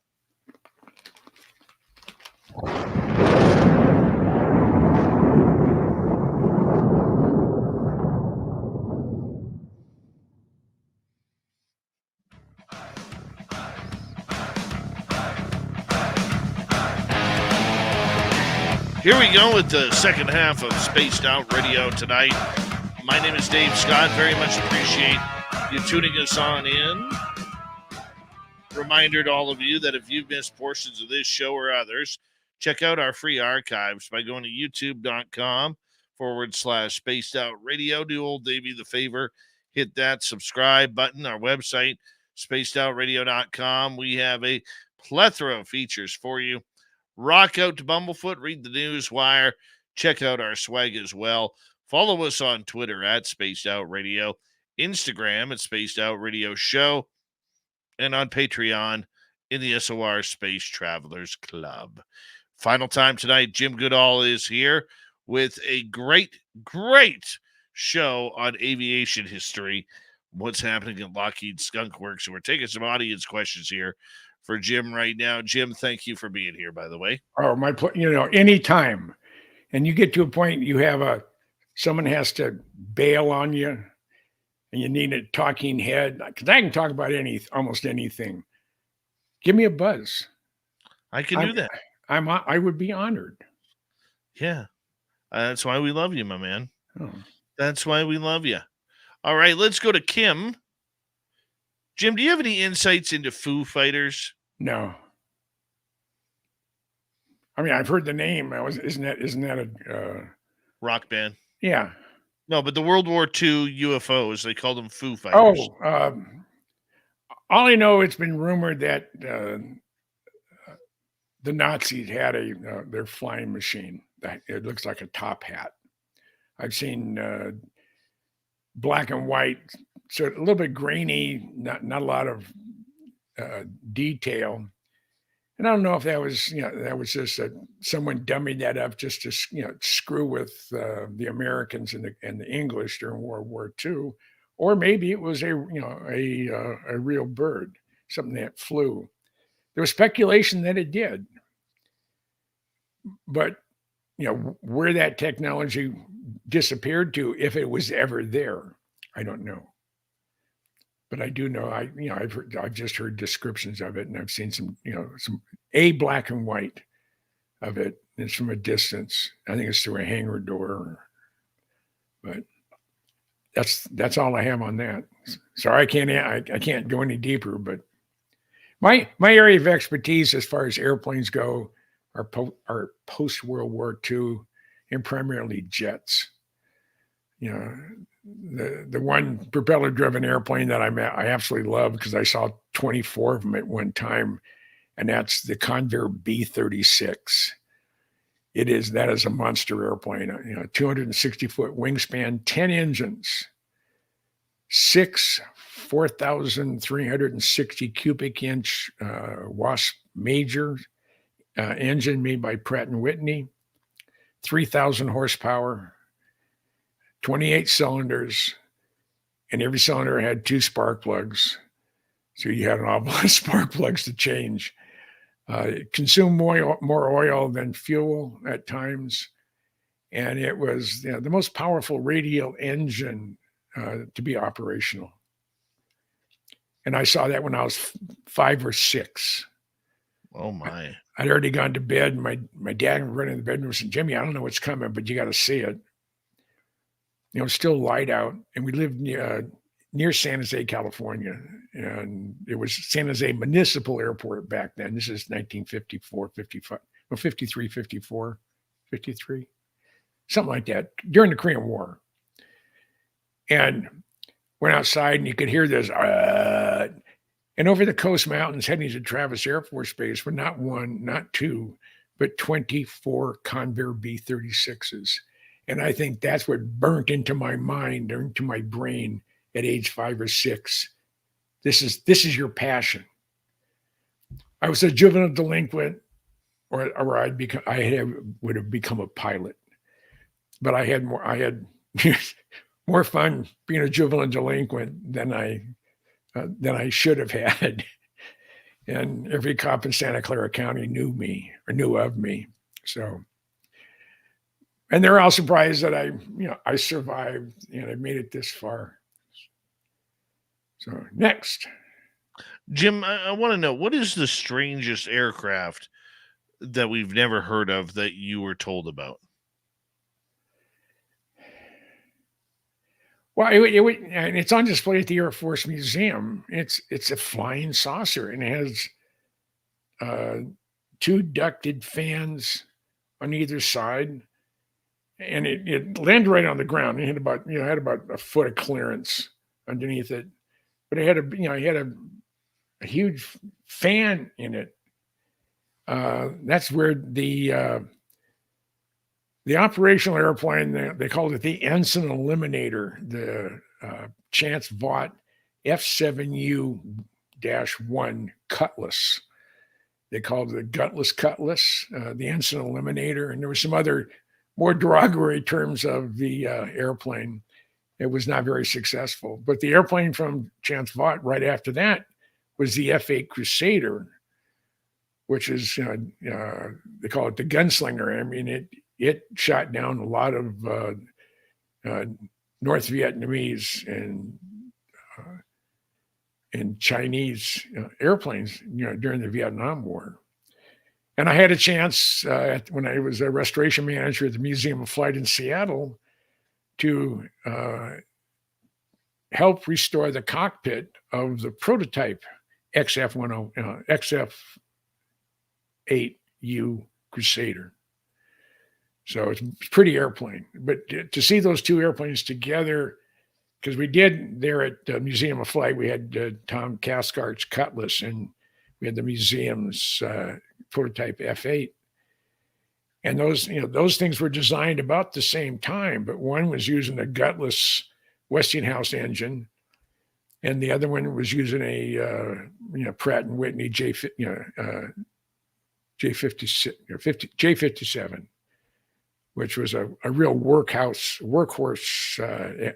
turbojet back in the day. Love it. I was an old CF-101 Voodoo fan. I actually talked to Elliot Trudeau's assistant or second in command there in Ottawa. And I worked my way up there. I wanted to they were flying F-101s, and I wanted to get an F-101 for our museum. And I talked to every significant person I could, and I got a call from General Schwab, and he says, "I don't know what the hell you did, but we just told that this coming Friday we have a Canadian CF-101 is coming in and landing for our museum." Beautiful. So, oh, wow. So here it came. It was the black EF-101B. Nose number was red 67. And it arrived. General Gatlin was there. He was chief of staff for Air. General Andreotti. No, Andreotti wasn't a general at the time, but all the generals in the Guard were there when it arrived. So the pilot this was his last flight. The backseater was retiring as well. So you can't do a high-speed pass over Twin Cities, Minneapolis-St. Paul International Airport. It's forbidden. So they called the tower to get a clearance going down runway 4. And they got clearance, and they went in almost supersonic down the runway. They went up, looped around, then came across on 11 and landed on runway 11. as they're pulling up to our ramp, you could see the metropolitan airport safety people coming across in their Suburban with flashing yellow and red lights. I mean, they're going over the grass. I mean, they're not even going to taxiways. They're just straight line, beeline to the to our guard base. And they, the guys jumped down and says, "So I was told I had to chew your ass, but oh, that was cool." So General Gatlin, as the pilots got out and everybody was talking to him, General Gatlin said, "Could you go and see what serial number that is?" Because the data plate's right behind the pilot's shoulder on the bulkhead. So I went up there and I said, "General Gatlin, it's 580300." He said, "That's a Duluth bird. I've flown that airplane." Nice. So that was kind of cool. And I did the same thing on the RF-101. Phoenix Lights, UAP or UFO? That's the next question from Selena. Yeah.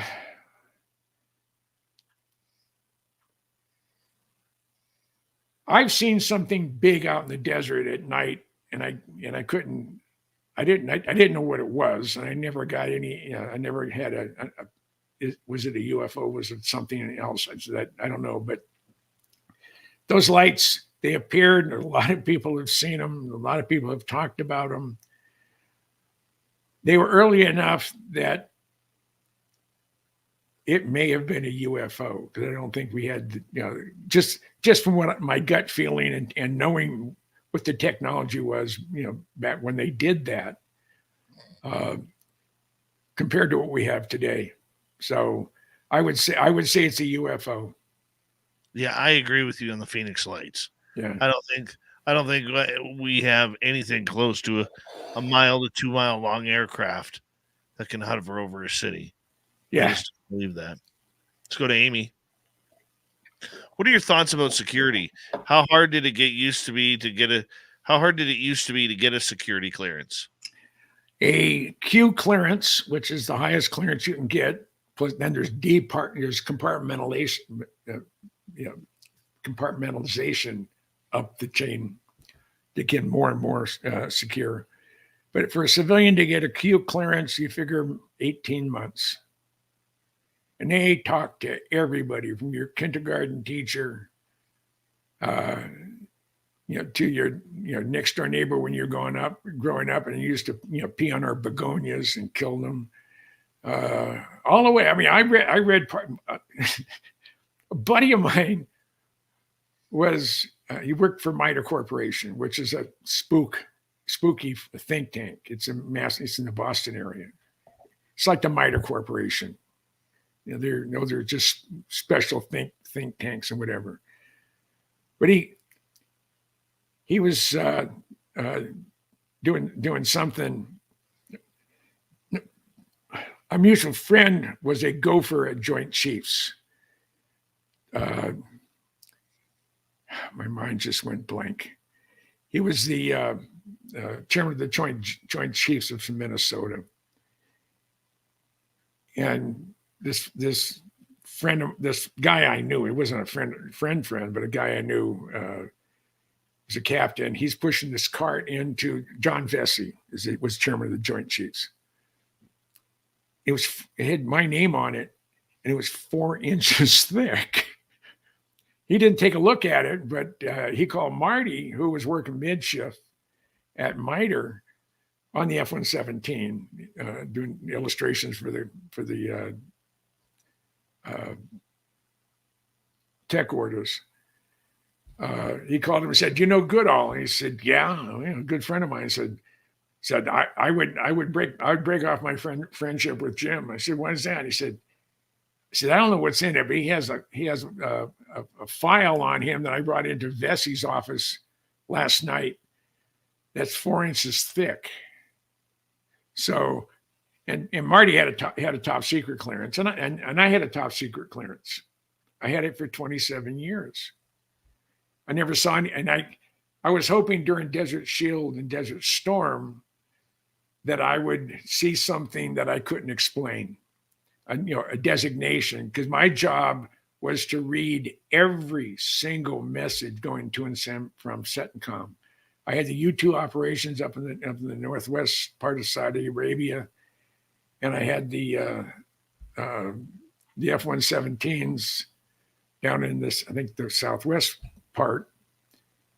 And I could see those call signs and weather formation and everything else, but I never saw TR-3B. I never saw Aurora. I never saw SR-72 or SR-91. And I saw stuff that were eyes only on some of the stuff. But the most incredible message I ever read wasn't classified. But I was in a vault, and there's no way I wanted to copy it and take it home with me. I couldn't do it, but I read it because that was my job. I had to read it, and it was from Margaret Thatcher to Saddam Hussein. And it said, to President Saddam Hussein, the Islamic Republic of Iraq, #1 Main Street, Baghdad, whatever. And it said, President Hussein, Saddam Hussein, if you use chemical, biological, or nuclear agents on the allies or your own people, period, and they spelled out period, the United Kingdom will launch a full-fledged nuclear strike on Baghdad within 24 hours, period. Signed, Margaret Thatcher, Prime Minister, with full concurrence of Parliament. That's one of the reasons why Saddam didn't try to guess Americans use the chemical, biological, or nuclear. So we gobbled up almost 2 hours so far. I know we got 7 minutes to go here, and let's get over to picks. Jim, can you comment on the likelihood the U.S. and others have permanent bases on the moon? I've been hearing that for a long, long time. A dear friend of mine, I think he's passed because he hasn't returned any of my calls or emails or whatever. He was a photo analyst for Strategic Air Command. He looked at imagery from U-2s, SR-71s, and KH-11s. And he was shown a number of images, and I'm not sure what country took the images. They may have been Russian, of the far side of the moon, and there were structures. There's one that they said it's miles high. The Chinese, some of the images they came back, it was like it was. Looked like there had been activity there. Looked like there were structures in the background. And when Tom did the analysis of the imaging that he had, he said these were taken at such and such a time of the month, where you had, the moon was at the sun was at a certain angle, and so you would get shadows showing you. He knew how to calculate how tall and how big all the structures were. And he said, as a person who does this for a living, looked at aerial photography, those are man-made structures. And the Apollo astronauts, most of them, not most of them, but a good handful of them have indicated they were being watched when they're on the moon. And when I was with the Museum of Flight, I worked at Payne Field. That's where the wide body production facility is for Boeing. And Tommy Cathcart was the boss, and he called me up in my cell. And he said, "Hey, there's a banquet over at Future of Flight. I can't make it. Will you fill in for me?" I said, "Sure." So I just went over on the other side of the airport, went up, and they had changed the name tags from at the table from Tom Cathcart to Jim Goodall. So I knew where to sit. I'm sitting there, and this other gentleman sits down next to me, and I turned around and about fell off my chair. It was Buzz Aldrin. Oh my! Yeah. And he said, I'd like to introduce myself. He says, I know who you are. He says, I'm Jim Goodall. He said, well, nice to meet you. I said, I got a question. I said, shoot. I said, what's your feelings on UFOs? Did you see any on the moon? And he went, his eyes got sort of big, and he had a grin, and then he turned his back on me just for a few minutes to gain his composure. So I don't think he was, we just chatted about airplanes from that point forward, but he was there. It was a banquet or a reunion luncheon for a fighter group when he was in Korea, when he flew F-86s. So it was, it was a lot of fun. All right, let's go to a question from President Zaddy. How are you doing, Jimmy Goodall? And what is your New Year's resolution? I am doing great. I am healthy. I'm at my peak. I was at 375 pounds. And this morning and for the last couple of years now, I've been at 205 pounds. Prior to the scamdemic, I was at 260. But I want to keep my weight off. But and you have 2 D's in Goodall. And there's only supposed to be 1, but that's all right. I'm going to be going to Belize, and I hope to help raise about $10 million to start excavation on a untouched, unplundered Mayan pyramid. And it's the only one in the country that isn't fully controlled by the government. And we have the approval from the government to start excavation, carrying the overburden and the underbrush on the pyramids. So that's what I'm doing. I'll be going on my road trip. I'm looking forward to being in Reno in May. Are we going to have any discounts? Yeah, we're working on that. You got to talk to Kira about that. Okay. Yeah. Because when they're ready, I'll go make my reservation. Yeah. Let's go to. We got 2 minutes left with you, Jim, and we got a bunch of questions. Okay. Dirty Filth is asking, what are your thoughts on the old Avro Aero program? That is the stupid idiots in Ottawa canceled it. That was a good airplane. They ruined. You know what? They ruined aviation technology for decades. Yeah. In this country. Yeah. I mean, it was like Ben Rich said, if it looks beautiful on the ground, it's going to fly beautifully in the air. And that was a big airplane, but it gave the same awe when you saw it as the Vulcan or the Blackbird. I mean, it was a class all by itself. Let's sneak in one more question here. And let's go to, let's see here. Toe tag. Did the SR-71 have leakages like the U-2 when parked? During training operations, they didn't take off. They took off with 40,000 pounds of fuel. The airplane, the Blackbirds, the SR-71s, not the A-12 or the YF-12, they put fuel in the wing. So that's the fuel that's used for going from subsonic to transonic to supersonic.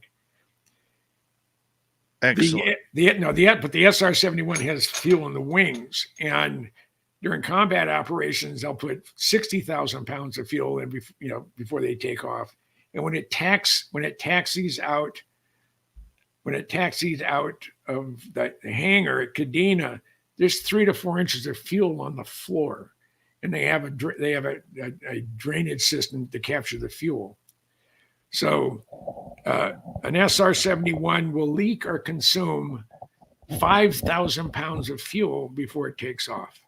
Wow. Jim Goodall, legendary author. You can find all of his books on Amazon. We thank you for being our first guest of 2024. I'm honored. Coming up next, Steve Stockton from Among the Missing. Then Courtney Marani will be here for the UFO Report. Stay tuned. Hour 3 of Spaced Out Radio is next.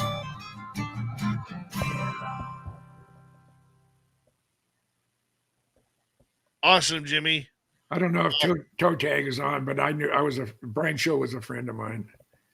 And the same people hated him and they hate me. So I felt I was in good company. Well, Jimmy, I got to run here. I'll let you get some sleep. All righty. We'll talk soon, okay? Happy New Year, my friend. Always a pleasure, always fun. I'm looking forward to Reno. Me too. Hi, Lala. La la la la. Bright. Yeah. So you take care. Will do, buddy. And let me know when the book arrives. I will. I'll call you as soon as it gets here. All right. Thank you. Talk Adios. Jimmy Goodall, everyone. I'll be right back, guys. I got to open up a window in here. God, it's warm.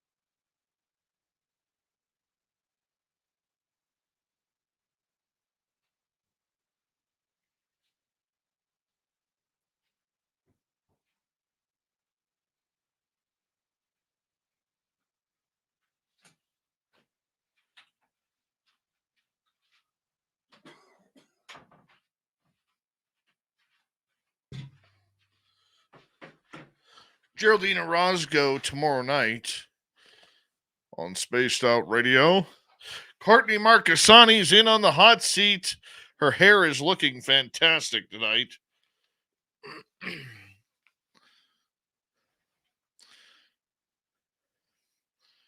La la la la. Right. Love saying that. I do. The beep is when someone joins the StreamYard link. All right. Thank you tonight to T-Bone times 4, Debster, Mama Catherine, Pix, Enki, Dutch Hank, and La La La La Bright for the super chats. Don't forget, everyone, get your info to info@spacedoutradio.com.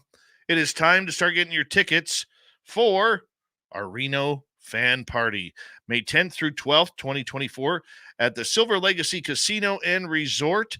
Book now. Everybody's coming. Everybody's invited. We want you there for a great weekend of partying with the Woo. Here we go.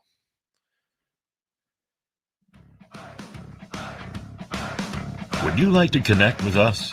Head to spacedoutradio.com for all your latest show info. Now, back to Dave Scott and SOR. Here we go with the third and final hour of Spaced Out Radio tonight. My name is Dave Scott. Thank you so much for joining us. We very much appreciate earning your listening ears wherever you are on this beautiful planet we call Earth.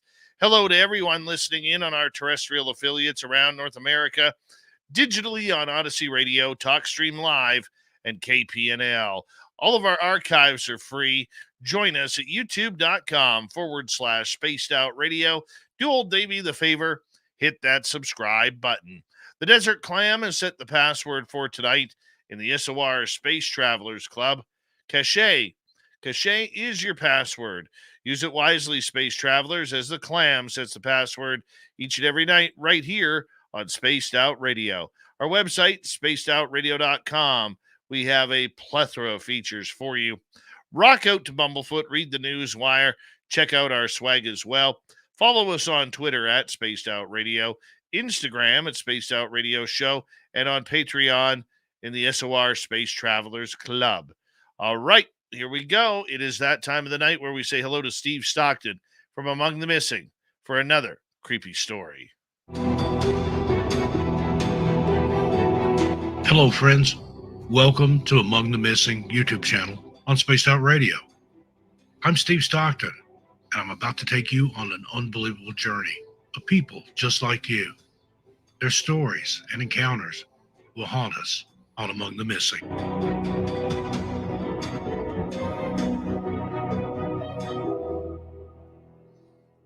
On Friday, August 6, 2021, 78-year-old Barbara Goldberg from Potomac, Maryland, went solo hiking on Blueberry Mountain in Stowe, Maine. According to Mark Laddie, a spokesman for the Maine Department of Inland Fisheries and Wildlife, Barbara's partner, Stephen Plotkin, dropped her off at the mountain around 9 a.m. and last communicated with her around 11 a.m. via walkie-talkie, according to the Portland Press-Herald. Stephen reported her missing after she failed to return to the area where they planned to meet. According to the Portland Press-Herald, Stephen informed the police that Barbara said she was almost at the summit and told them she would return to the Stonehouse Road parking lot by noon.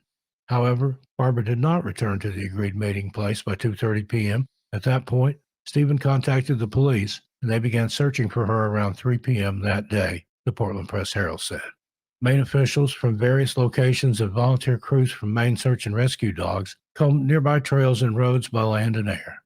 During the search, one of the Maine Search and Rescue Dogs found her walkie-talkie near a ledge on Blueberry Mountain. The wardens used Barbara's iPad to track her cell phone, and the Portland Press-Herald said that a volunteer calling her phone during the search heard a ringing sound. This ultimately led to the discovery of her remains at the base of the ledges on Saturday, August 7. The Maine Department of Inland Fisheries and Wildlife said Barbara's passing is not suspicious, but did not release the cause to the public. Next, Tatum Morrell, Beartooth Mountains, Montana.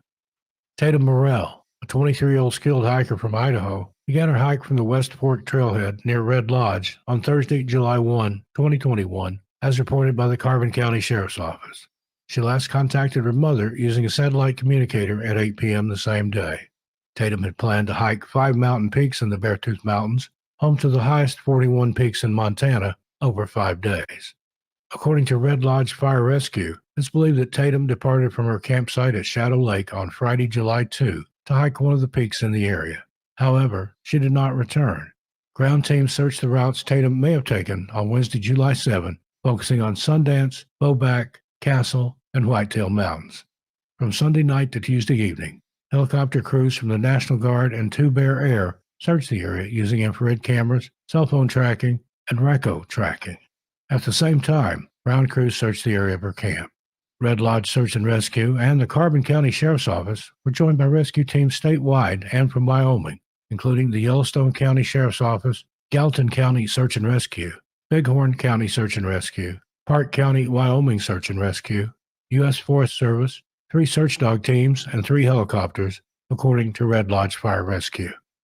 On Saturday, August 21, 2021, a group of hikers located Tatum's remains in the Whitetail Peak area after noticing a piece of hiking equipment on the trail. Carbon County Sheriff Josh McQuillan said the hikers were aware of the search efforts for Tatum, and a closer look at the area revealed her beneath what appeared to be a rock slide in an area previously searched. Finding her, especially buried in that rock slide, answered a lot of questions as to why our ground crews couldn't find her, why helicopters couldn't find her, and even why search dogs couldn't find her. That helps us a lot with putting the pieces of the puzzle together, said John Trapp, the Assistant Chief of Red Lodge Fire Rescue. The hikers provided authorities with GPS coordinates, and Sheriff McQuillan said they confirmed the location of the remains on the morning of August 22 in a helicopter owned by the Yellowstone County Sheriff's Office. 2 Bear Air transported Tatum's remains from the mountains to the Red Lodge Airport. The Sheriff's Office believes Tatum was climbing Whitetail Peak when she was caught in a significant rock slide and suffered catastrophic injuries. The Carbon County Sheriff's Office said, "We could not be more grateful and thankful to all the personnel and agencies that worked together in this effort to hopefully bring some peace and closure to the Morrell family, and could not have carried out this effort without all of their assistance." And thank you to Steve Stockton for another great story here on Spaced Out Radio to kick off hour number 3. Make sure you check it on out. Among the Missing on YouTube. Hit subscribe, ring that bell. From the missing to the mysterious, it's time for Courtney Marani to bring us the UFO report. Nobody's gonna know. They're gonna know.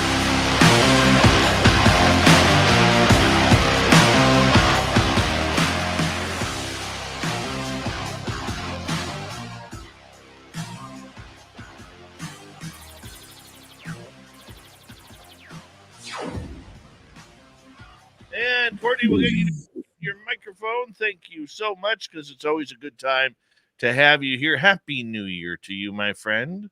Hey, Happy New Year to you.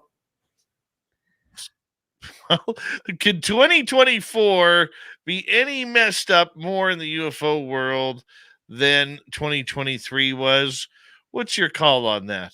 Everybody's saying yes. I mean, everybody. It's like everybody is saying that it's supposed to be more intense. I can't imagine it being more eventful, more breaking news. I mean, we had a hearing, right? We had a House oversight hearing, one of the first. That was a precedent that was set. I mean, we had a whistleblower, we had 2 pilots in Congress. So I can't imagine that it would be, but everybody says yes, this is going to be. What weirdness, high strangeness, disclosure-like topic are we going to see for the coming year, you think? I think we're going to see more information come out about the connection to the occult and the UFOs. I do think we're going to see more about that. I know it's so fringe and so like such a subterranean topic, but I do think we're going to see more about it, because it seems like that's what things are gearing up for, because we're getting the drips of that information here and there. And when you say drips, what do you mean by that? Because I've heard that too, and I've heard, a lot of this fear mongering that I've been hearing recently is that they're going to get more into the, I don't know how to put it. I'm going to use the term religious aspect of everything, of angels and demons, and right out of a horror movie. That's the way they're going to approach the whole alien subject.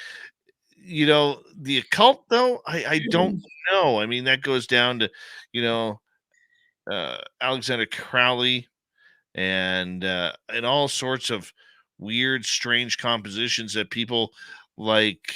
Oh, Jack what's his name? Parsons. Yeah, yes, and Alan Greenfield have all predicted was going to happen.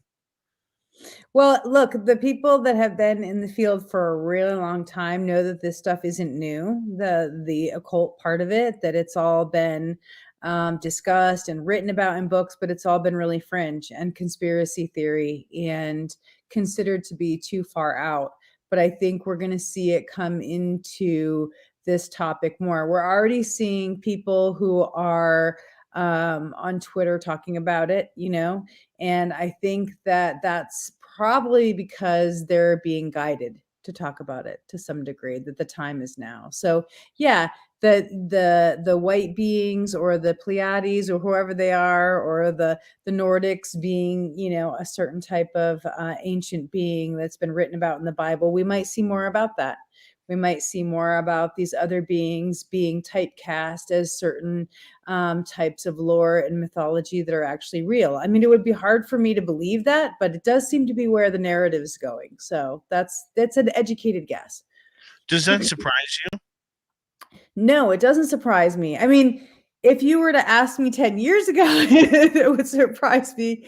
Yes, but having been steeped in a lot of the lore and a lot of these stories and the fact and the fiction, and trying to tease out, well, which part of this is real versus not real. I mean, this past year, a bunch of things broke that I never thought would have come out and then been told as real, like Corso's story. We were told most of that was fictionalized, yet on George Knapp, he came out and was talking about how parts of it were real. And so I do think it's not surprising. But if you would have asked me a while ago if I would be surprised, I would say yes. But because I've been in this so long, reading a lot of the material, and the Fortean research and all of that, now I'm kind of like, well, it seems like the next step.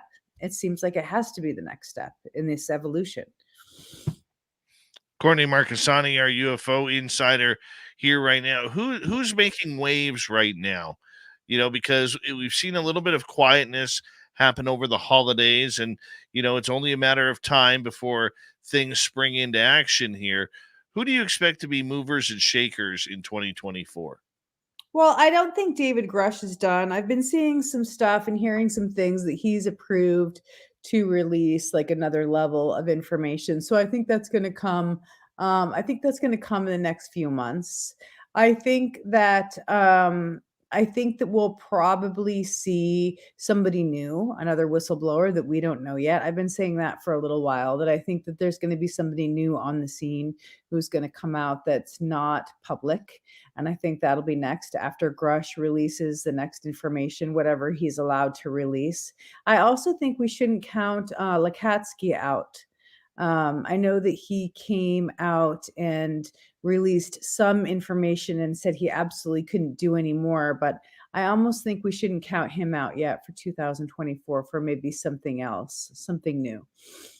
For people who may not be familiar with James Lakatsky, fill us in.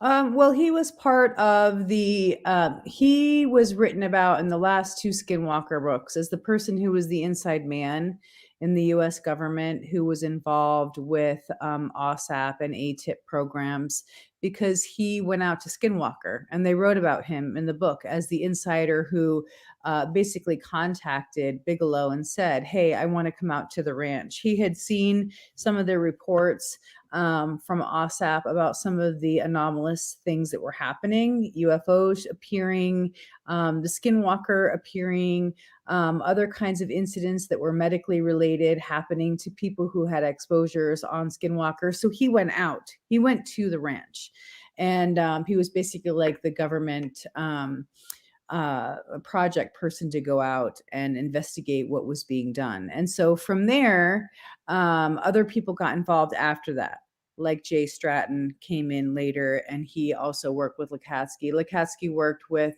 Colm Kelleher, who was the Bass project manager. And so he was tightly interconnected between Bigelow's research and the $22 million that was eventually also given for ATIP. Do we see a return of Lou Elizondo in 2024? Oh yeah, I think so. I mean, I think that you you predicted that with his just kind of being on the sidelines for now, especially because of his lawsuit that was happening right with the Pentagon because they tried to discredit him and say that he wasn't the he wasn't the director or the project manager or whatever of ATIP, but we know that he was because even during the Congress and when the Commander Fravor was testifying, he said that he gave evidence to Lou Elizondo, who was the director of ATIP. So that was essentially validated this past year. So yeah, I think he talked about writing a book. So I think we might see his book come out this year. That's one of the big things that I think will happen. And some other people are talking about him maybe having other projects besides just the book, like maybe even a movie project. So I don't know if that'll be this year, but maybe next. So I think that he's definitely going to come back. And he said on Twitter, I mean, he came out and said, "Hey, we have a lot of big things planned this year. Don't get down." In his New Year's post. So that's basically another predictive thing that we can say he's still on the scene because he's saying other things are going to happen. We can expect more things to drop in 2024. And I think we can trust on that. I think we can trust his word. Don't you? I think we can trust a lot of people's words. It's the BS that surrounds those words that we have to be very careful of. I mean, I think for every one sentence that is actually truthful, we got to parse ourselves through about 20, 30 sentences in order to make up what was going on. Oh, definitely. I definitely think there's a lot of things being said around the important things that are being said. So you got to kind of tease out what's legit, and you have to have a really fine tune BS meter, your own BS meter. You got to look and you got to discern what the important pieces are. I mean, I think that there have been people who have come out recently. Jim Semivan is one of them. He's come out and done a couple interviews. He might come back out on the scene and he might break some things. I did see a couple years ago, one of the really interesting things that I think in this vein of this discussion is really important is I talked with John Ramirez. He kind of came out at one time. And do you remember when he did the whole FOIA presentation for everybody and it talked about how to get records and how to do it properly? Well, I contacted him shortly after that and I had a conversation with him and he was very friendly, very nice. And we talked about basically disclosure. And he was like, "Oh, well, when I talked with Jim Semivan, he said that we could talk about reptilians at this phase. And then when Lou approves us talking about it at this phase, and he's like, we're basically at this phase." So they have a coordinated thing between people like Jim Semivan and Lou Elizondo and John Ramirez. And so that whole CIA-led thing, they have their whole timeline of events where they're allowed to talk to us about certain things. So I wouldn't count Jim Semivan out because he's obviously part of all that orchestration. And, maybe not John Ramirez either, because he might come out with more information once he's approved to talk about certain things. And so you're starting to see some of that now. You're starting to see people talking about reptilians and things, which I never would have thought would have been being talked about as fact, versus fiction. So if that comes out this year, I'll just be blown away. If they start talking about reptilians openly, that would be unreal. I mean, unimaginable. I don't see it happening. There's still a giant part of this that is trying to keep the science from the actual beings. I don't see anything about beings coming out in 2024. I would like to, but I have no idea how they would even approach that subject, let alone the fact that they've been denying it. I mean, let's remember, it wasn't that long ago when Lou Elizondo came out and he was saying that the public wasn't ready for that talk. We had to keep this on a very, very easy side, which was the craft. People could understand the craft, but they couldn't understand that there was actually something inside of them flying it. But he talked about cognitive human interface, and that was a huge drop in the slides when he came out and did the slides, and cognitive human interface was in there. And, people asked him about it and he was like, "Oh, well, ATIP, they were looking a lot of different things, casting a wide net, all of that." But still, the fact that it was in there is amazing. And so people are taking that different ways. They're saying it's AI led, and the AI is somehow a non-locality connecting to people's, minds. And I'm not sure about all of that. I think those are interpretations of, that slide deck, but still that slide was released to the public. So that was shocking. That was shocking that there's some other intelligence that uses some type of cognitive interface to communicate with people, with humans. So it's not beyond the realm of possibility, Dave. It's not. It could be released. We don't know. It could be leaked.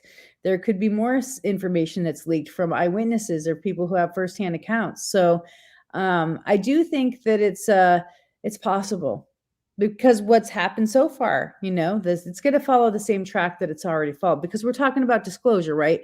We're talking about the difference between confirmation, disclosure, the strip campaign. So they clearly want us to know more. Yes, but at that point, now we're getting into specifics of the phenomena. We haven't even touched the specifics yet of whether what's a UFO, what's a UAP. Look at the game that has been played there that people are starting to figure out. Yeah, well, I think that I think there's definitely going to be a chilling effect around the craft. I don't think we're going to see much more about like firsthand witnesses. I don't think we're going to see a firsthand witness of somebody who's worked on the craft. Not for a while, just because of the way everything was cooled down on Congress and the way that just came and was swept away. So I think that there's going to be we've seen a chilling effect on UFO tech. So I agree with you. I think the waters are going to continue to be muddied around UFO versus UAP technology for a while. But does that include aliens? I think that the timeline with the non-human intelligence seems to have been moved up, don't you? I mean, that seems to definitely have been accelerated. They're talking about having biologics. Grush is talking about knowing about the locations of where they are. That seems to be coming. And I think that that's the part that we'll hear more about in the coming year. That's just a prediction. It's an educated guess. Do you think the military-industrial complex is going to keep allowing that to go further, though? I mean, look how they just shut down the Schumer Rounds Amendment. But look at how that has caught fire, and how people who were not in this topic before are now interested in it. I mean, you can't really put the lid back on this, because so many people are now becoming aware. It's not just a fringe topic anymore. It is disclosure. And so because there's so many people are getting into this now and are pushing for it, it's going to be hard for them to just have the whole thing clam up. It is. It's going to be hard for them to keep it suppressed, because the amount of popularity, the people that are getting into it, the new interest in it, knowing that there is now evidence, possible craft, possible bodies, possible other species on this planet. So I don't think they're going to be able to stop disclosure completely. There's too many. There's too many people. It's spreading like wildfire all over the globe. People are interested in this now. Do you like it better the way it was or the way it is now?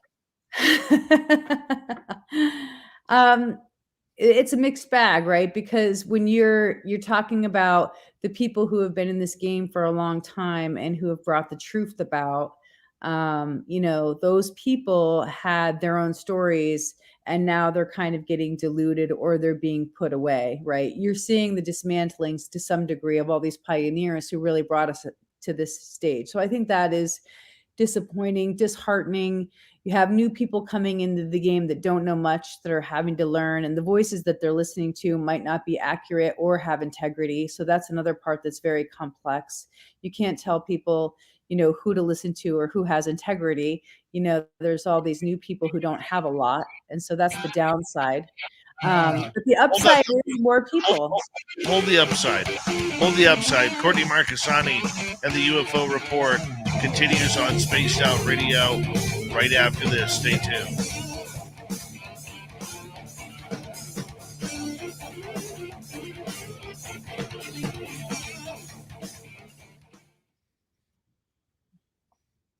All right, there we go.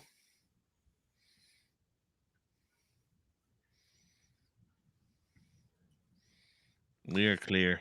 So when is the party in Reno in May? May What is 10th it? through 12th. Make sure you put that on your calendar, Courtney I'm Marani. going to right now. Yeah, I'm going to right now. Yes. May 10th, So 12th. yeah, I'm going to be putting out an announcement about it here within the next week or so, where people could get tickets, where people could get everything. Okay. And yes. Reno with Dave and SOR. Yeah. Okay. There we It's in there. go. There we go.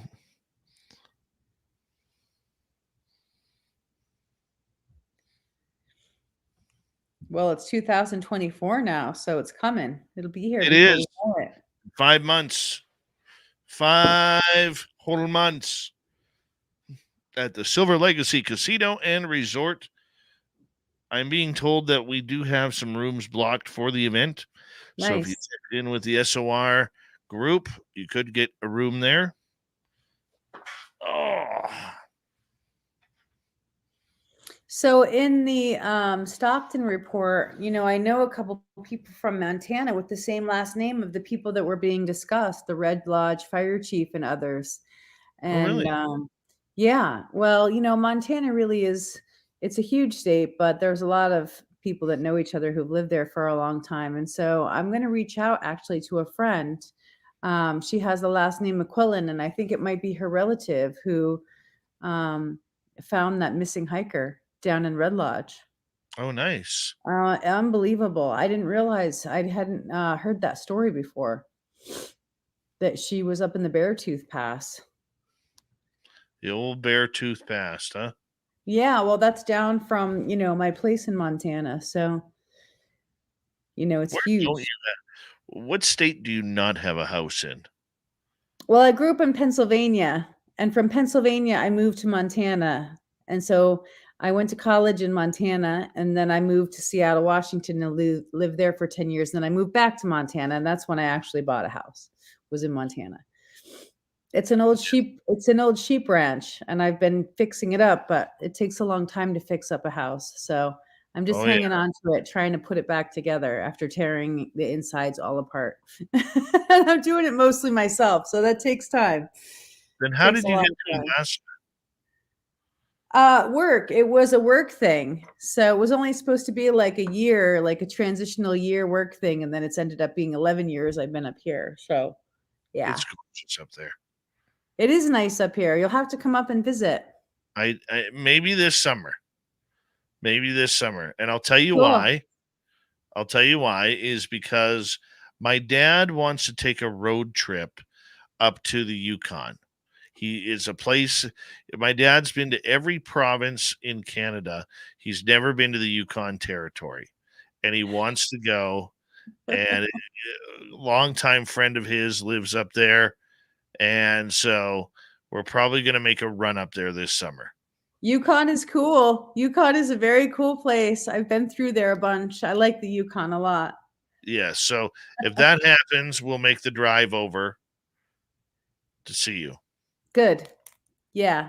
The Yukon is amazing. And then you come in and the road is just for bad. I was going to swear, but I'm not going to. It's bad. The road is really bad coming in from the Yukon into Alaska. So that takes a while.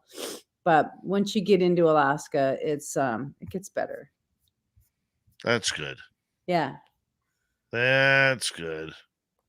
That's what we need. Joe says when you cross over the Yukon River, it's traditional to be in it. I did not know that, Joe. But now that I know that, I'll make it a traditional stand. When you cross the Yukon. Mm-hmm. Mm-hmm. Uh-huh.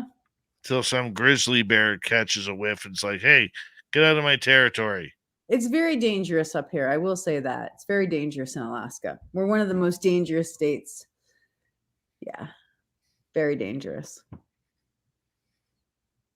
For a number of reasons.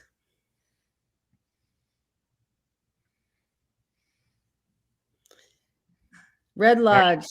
Red Lodge is it's a real place. It's a beautiful place. Somebody just asked, is Red Lodge real or is it a state of mind? It's a really beautiful place in Montana. It's gorgeous. And there's a ski mountain there for the skiers. You can ski in Red Lodge. It's a beautiful Hold on, mountain. we have 5 seconds here. 5 seconds. Hold on. Okay.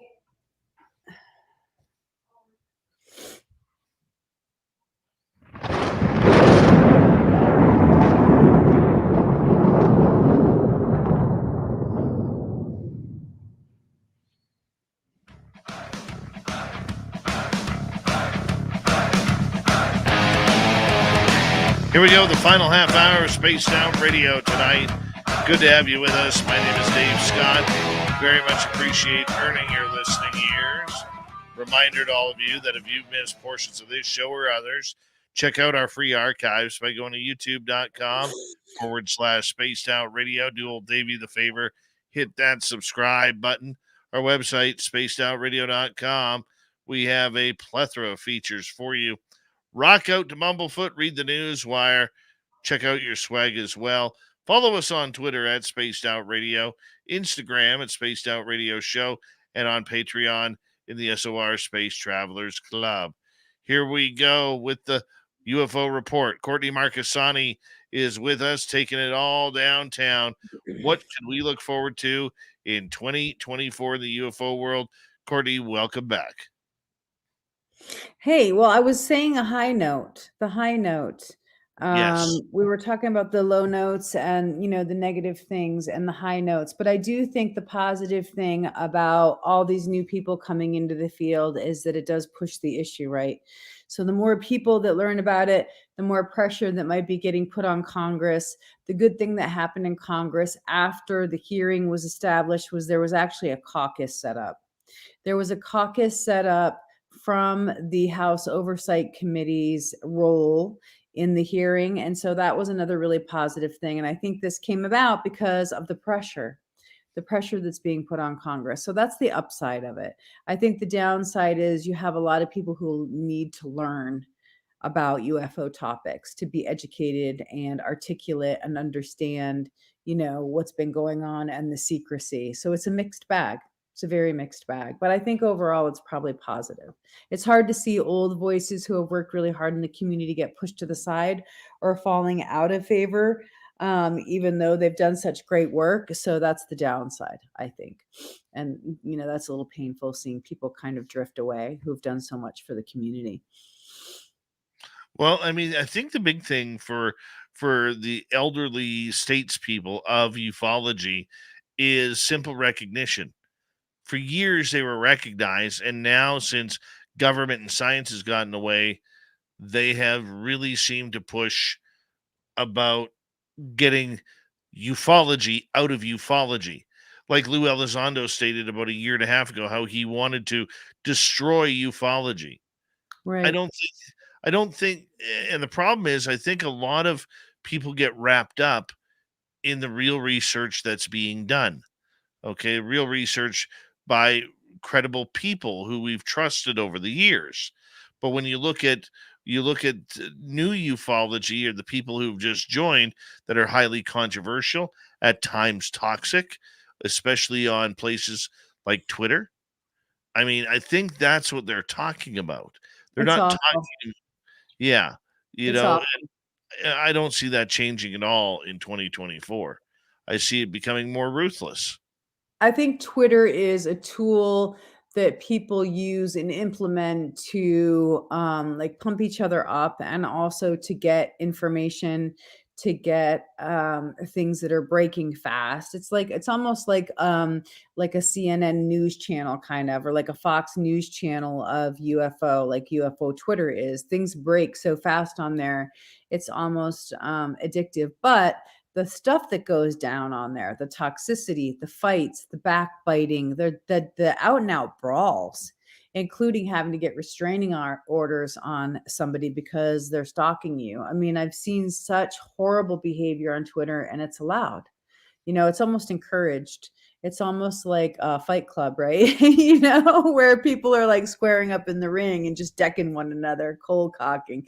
I mean, so you have to be able to recognize that's a useful tool. So for some people to stay connected, but it's not a healthy place. It's a place to go in there and kind of see what's going on and then quickly get out and try not to get in trouble being in there. So that's how I see it being used, but it is a tool that is good for that reason, that you can see things breaking.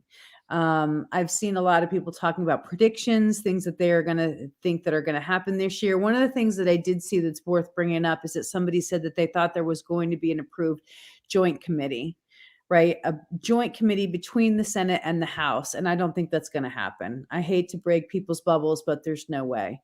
There's no way there's going to be a joint committee for UFO or UAP issues between the House and the Senate. There's no way that's going to happen. There wasn't even support for the Schumer amendment. So there's no way we're going to get a joint committee. It's not going to happen in 2024. That's just my opinion. That's one of the predictions that I saw, and I don't think it's going to come to pass. It would take heaven and earth to have that come to pass. Well, I fully agree with you on that one. Heaven and earth and a few other planets to actually make it move. Do we have any, in your opinion, high quality UFO cases coming up in 2024 that maybe we've never heard of? Well, I thought that your posting of the image of Air Force One with the UAP above it was really interesting. And I saw that being put up in social media. And I saw a couple more images out of LAX also coming up with that same UAP around, and I hadn't heard about that. So I think that's going to be an interesting case that's going to come about. I definitely think that we're going to see more witnesses. So that's the other thing that's interesting that I'm glad that you brought up, because witnesses versus experiencer is another slight differences between these topics. Right? You have people that witness stuff, and then you have people who are experiencers. So that's one of the things that in our old group that used to be talked about a lot by the experts, the people who are doing all the research and the data around witness sightings and the difference between people who are experiencers. So I went back into that research group and read a lot of that context. And I thought it was really interesting. And so I wanted to ask you this, because you've been doing this a lot longer than I have, talking to people. But there was a very subtle difference between witnesses and experiencers in our talk, in our old group. What do you think about that? Like, how do you constitute a witness versus an experiencer? I'm going to be very careful on what I say because I don't want to insult anybody. Right. Yeah, no. But I think that someone who has seen something flying in the sky once, twice, maybe 3 times, 5 times over a span of, say, 15, 20 years is an eyewitness. It's like watching a car crash. You're an eyewitness to the event. Now, someone who's an experiencer, I think, gets a lot more detailed. It involves ET contact, UFO landings, high strangeness all around you at the weirdest times. Whether it's ghosts or whether it's, you're walking in the forest and a Bigfoot or Dogman walks right in front of you. And Yeah, I think well, it's a little bit more than that. yeah, Telepathy, I near-death think you're experiences. right. Yeah, I think you're right about, the experiences being a range of things. It's not just UFO sightings. It's not just UAP, witness statement. It goes much farther beyond that. And so in our old research group, I was looking at that, and one of the experts was basically saying that witnesses is everything. When somebody sees a sighting or has lights or orbs of all that, that's all witnessing. But then he was basically saying, if it is a experiencer, it's contact with another being, with a being. That's the only reason it would constitute somebody being called an experiencer. And I was like, oh, wow, that's so That makes interesting. sense. That actually makes high quality sense. But I mean, this is where, when we talk about even UFO versus UAP, it may sound like just basic semantics to people who are not involved in this. And, who cares if it's UFO or UAP or, some RESPECT, you know what I'm saying? We're going to have to find some common ground instead of continuously arguing over an acronym that is so vague or so formulaic, pardon me, that it really doesn't pay attention to what we're actually striving for. It's almost like it's an ad blocker on a computer. I think it's going to matter, though. I think that is absolutely going to matter, because I think when you're talking about witnesses coming out, because you were asking me that, are we going to have more witnesses come out? I absolutely think we're going to have more witnesses come out.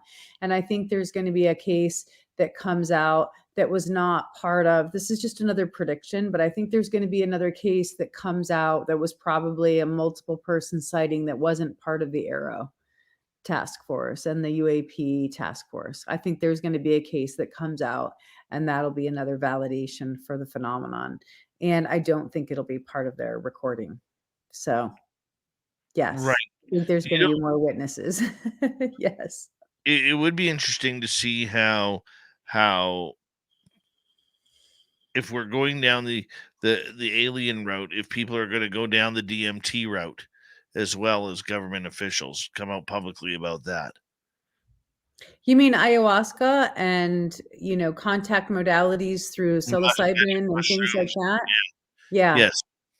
Yeah, well, that's always been part of it. There's been people that have talked about that and talked about DMT, and Terrence McKenna talked about them. I mean, I think that he even called them the elves in the machine. He talked about these threshold guardians, that people who went underneath these long trips would see these beings that would basically confront them once they went into this hyperspace. And so that's definitely part of it, but you have to be taking quite a bit. Because if you're taking these low dosage, right, that are just like clinical levels, they're not going to take you into that kind of trip. Unless you're going into the rainforest and you're doing ayahuasca, and the ritual and all of that, then that's a different story. But those people have been out there testifying to those beings for a while now. It's a subculture, it's a subculture. It's part of it. It's part of the experience or movement, I think, already. Could be. I can see where you could draw the parallels that way.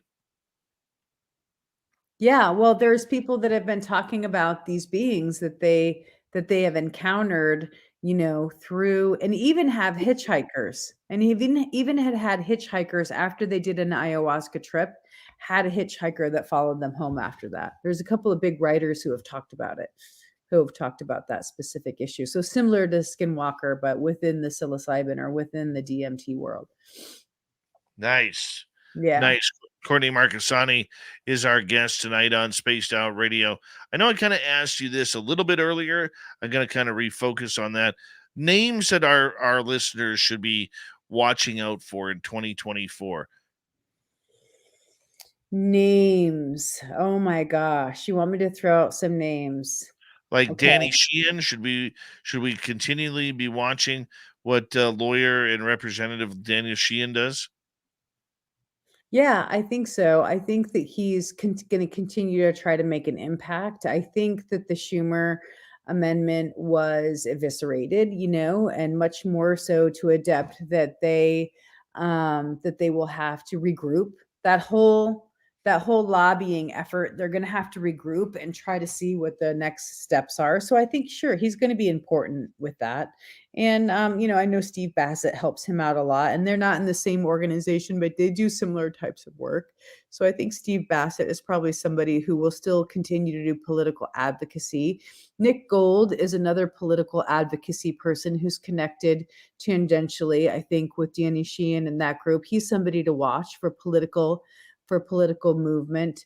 I think Jordan Flowers will be somebody to watch. He just put quite a bit of investment into a movie that's going to be coming out, I think, this year. So he's an investor who's moving projects and moving things a certain way. He's somebody to be watching. I also think we should keep our eye on David Grush. I don't think he's done yet. I think we should watch the way his feet move, not necessarily what always is coming out of his mouth, but watch the way he moves, the way he positions himself. I think that'll be important. Obviously, Lou, we've brought him up a couple times. I keep waiting for I keep waiting for him to step back on the scene. I think he would be somebody to be really important for this whole Plan B. If Plan B is going to be implemented, since they didn't get the Schumer-Rounds amendment through, then I think Plan B would be a very hybrid kind of advocacy effort with books, with projects, with entertainment, with some political action and political advocacy, but also witness, right? Witness testimony. And I heard that James Fox's new movie might be coming out this year. So we should watch him as well and see which way he moves. Who's he aligning himself with? That's important. Who are his witnesses in Washington, D.C.? Because he said in a release of a trailer or something that he had D.C. witnesses who were going to be coming out. So we should watch who those individuals are and then see how they're connected to everything. That'll be important. Well, like we've done in the past, you and I, we will be going through every name with a fine toothbrush and comb and everything, trying to find who they are and what they're all about. I mean, because this is where I get uncomfortable, is when a lot of new names pop out of nowhere and are all of a sudden, million subscribers on YouTube within weeks. You know what I'm saying? Yeah, it's the CIA. You know it is. You know it's the CIA. So, it's just like when people have that kind of instant flashpoint where they're just, boom, it's the CIA. Like you can just put it in that category of they're being sponsored, they're influencers, and just know that they're probably double dealing. They're probably double dealing. And I had to have that. I had to learn that myself. Where you want to trust individuals. They've been in the community, they're writing books, they're talking to experiencers, right? But then you realize they're definitely working with the CIA. And so it's kind of like they come in and they take control of stuff. And so it's something that you have to acknowledge and recognize. It doesn't mean you can't trust everything, but you certainly have to be dubious. You have to be suspicious. You have to be really suspicious about the narrative. Let the suspicion run through our veins and course through it. It's healthy. Is it really? Yeah. But I still worry about the people who are going to get screwed in disclosure, and that's always the public. And this is why I've always called it confirmation, not disclosure. But I don't see any of the older cases opening up anymore. I mean, the pressure was on Roswell. There was on other areas to kind of disclose more. And it just doesn't seem like the military industrial complex wants to let that happen. And that's look what happened to Chris Bledsoe. I mean, look what happened to him. I mean, what would happen if we had another case like Chris Bledsoe's come out, but it wasn't taken control of by the CIA? And we were allowed to hear the whole story versus having it be, suppressed. That's one of my predictions. I think that's going to happen this year. I think we're going to see another case like his or similar to his, but it won't be as managed by the CIA. Maybe not as much. There might be some lead time where we'll be able to get more information out before they come and suppress it. We have 3.5 minutes to go before we have to say goodnight to you on this one. But I mean, where do we go? What are some of the aces in the hole that you're hearing that we might be very interested in? I think that there is a rumor, and there has been a rumor going around. Some of it's based in some fact, some of it's based in lore and fiction, but I think 2024 was a timeline of certain events to happen. So I think we need to be watching I think we need to be watching the geopolitical things that are happening around the world and making those connections to the UAP disclosure movement. That's one of the biggest things I think we need to be watching for. Oh, that's going to be the fun part. That is going to be the fun part, and see who comes out of the woodworks, because there should be about another 8,000 podcasts joining up in North America alone to talk about this subject.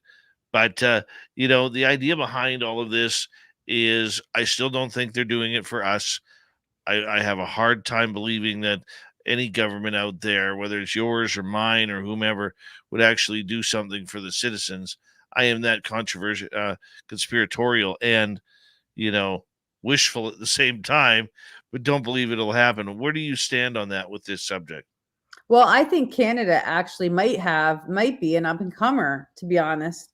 I saw that Larry McGuire talk in Palo Alto, and he seems to be a mover and a shaker. And so I actually think Canada might be able to get some things moving this year, provided you can get some more people in your politics around this issue supporting him. So they might actually come up with some things. I think they're a little farther behind, but when you look at Grant Cameron and some of the people that have been involved in Canada, you had some really big groundbreakers, Paul Hellyer and others who were talking about this, and the Charlie Red Star and all the cases that have been in Canada. So I don't think we should count Canada out from some big drops this year. Didn't they just have some information or some news drop where there was some memorandum of understanding signed between two different groups in Canada? I don't know if it was the defense. I'll have to go and find it for you, but there was just an MOU signed between two of your groups in Canada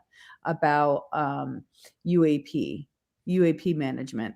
I'll send it to you. We can talk about it next time, but that's something interesting that just happened last week. So you guys are still in the game and working on things.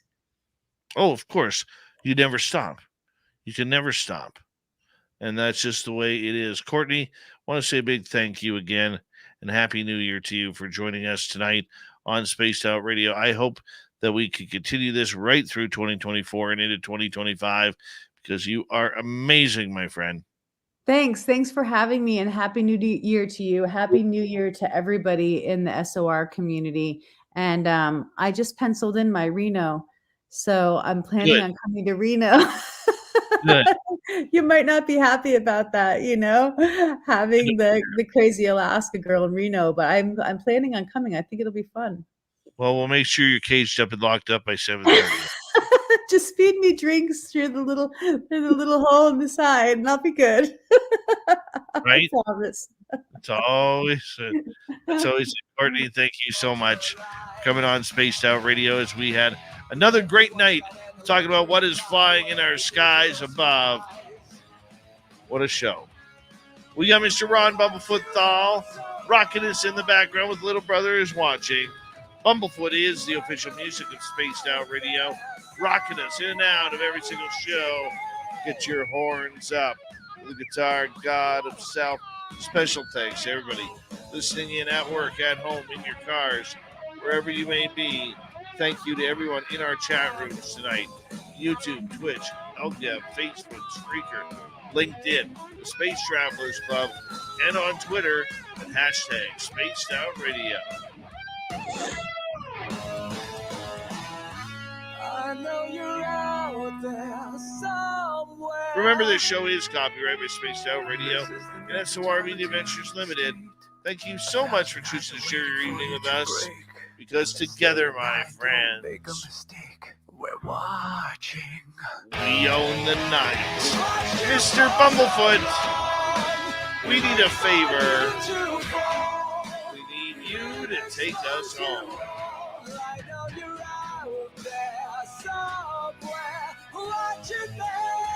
Yes, the Woo train has docked for the night.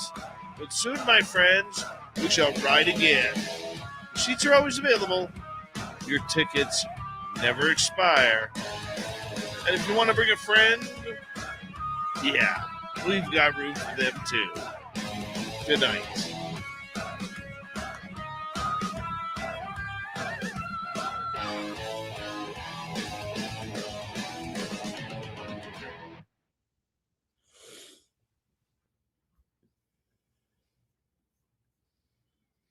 Interesting. We should call Lou and tell him I'll pick him up when I drive down from Alaska to Reno. I have to go through Wyoming. Call and be like, Courtney will pick you up. How would you go through Wyoming to get there? You're gonna. You don't have to. You could. If it's Lou, you make it. You make drive down. Here's what we do. You drive down to my place, and then we commute together to Bellingham, Washington, and then fly to Reno. Bellingham is fun, cool, and I have friends there too. That would be a good trip. Mm-hmm. Yeah. Yeah, Bellingham is a cool town. that's what we do. Yeah. That's what we do. The grill on my truck is like ripped off because my kid ran into it. I came home and there's like, it looks like a Mad Max vehicle. So if I don't get it fixed before May, we'll be like Mad Max beyond Thunderdome rolling in right now. Nice. Yeah. Yeah. Uh-huh. Looking a little raw. Yeah, no, I'm going to be there for sure. I'm planning Beautiful. on it. I'm planning on it. Well, I like the idea. I like the idea. We might have to do a couple trips this year, my friend.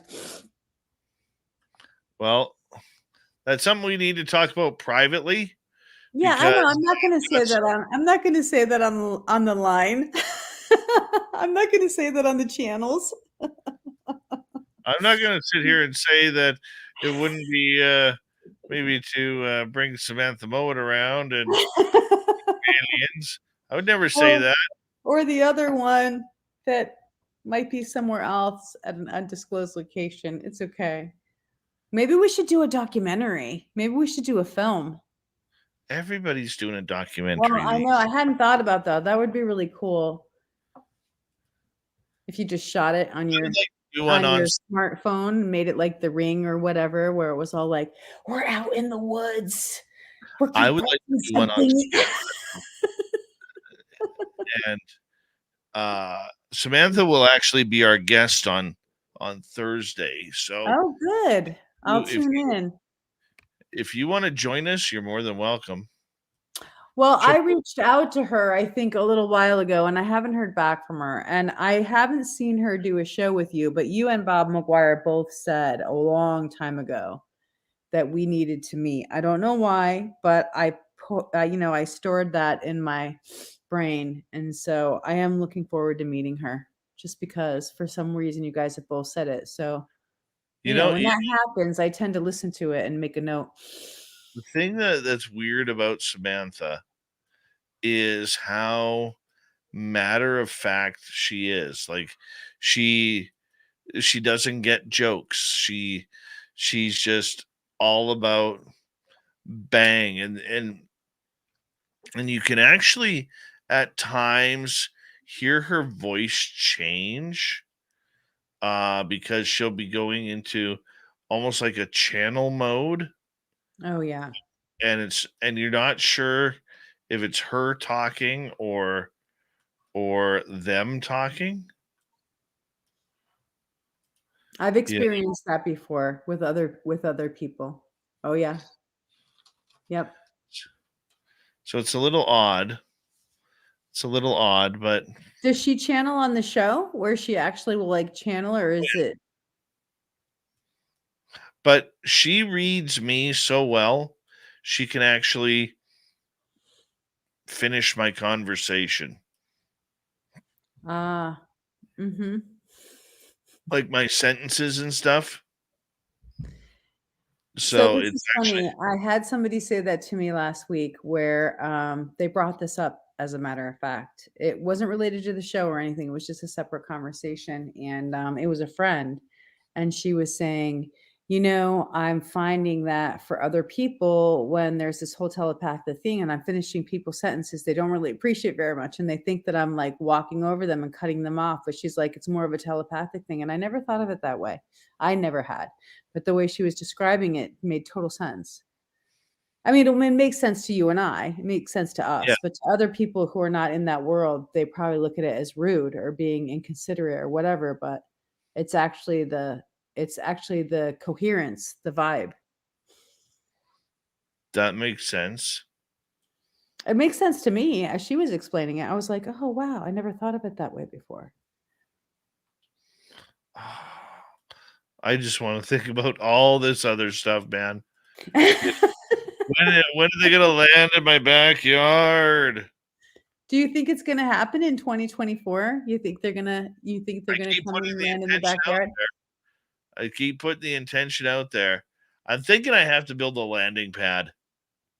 Really? Because I'm going to upload my video. I didn't upload it into our news group, but I'm going to load it up in there if I can get the big file in, because I had the sighting in Montana and I was going to load it up there, and I want you to take a look at it. It looked like it was going to land. It was right above. And you and the folks in your group, I think, would appreciate it. So I want to put that in there and see what you think. Yeah, do it. I will. I'm always hesitant, to put videos and whatnot in those groups, but this one was quite amazing. So I think I will. Well, that would be good. Yeah, Sorry. well, that happened right after the stuff happened with your son, and I went to Montana. It showed up out there. And you kind of said it was going to, so you were right.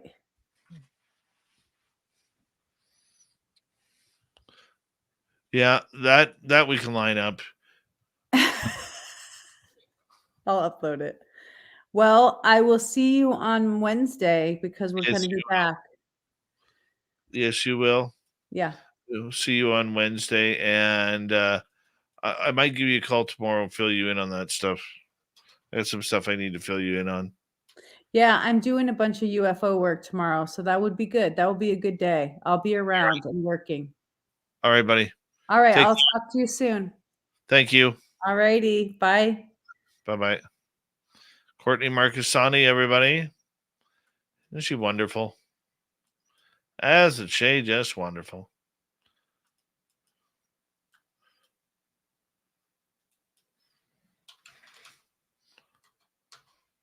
All right. On that note, I'm going to say goodnight to everybody here. Tomorrow night on the show, Geraldine Orozco is back for the Spiritual You.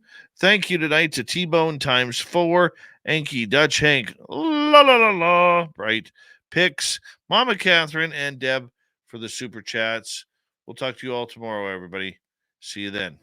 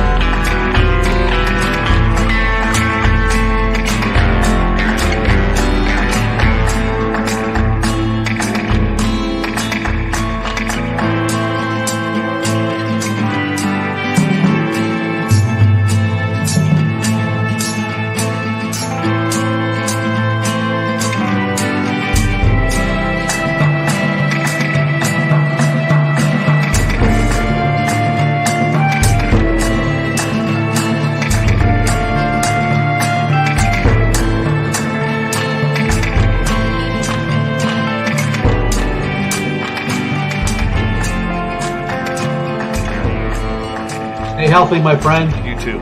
If you need bail money, give me a call. Always, Dad. Take care. You too.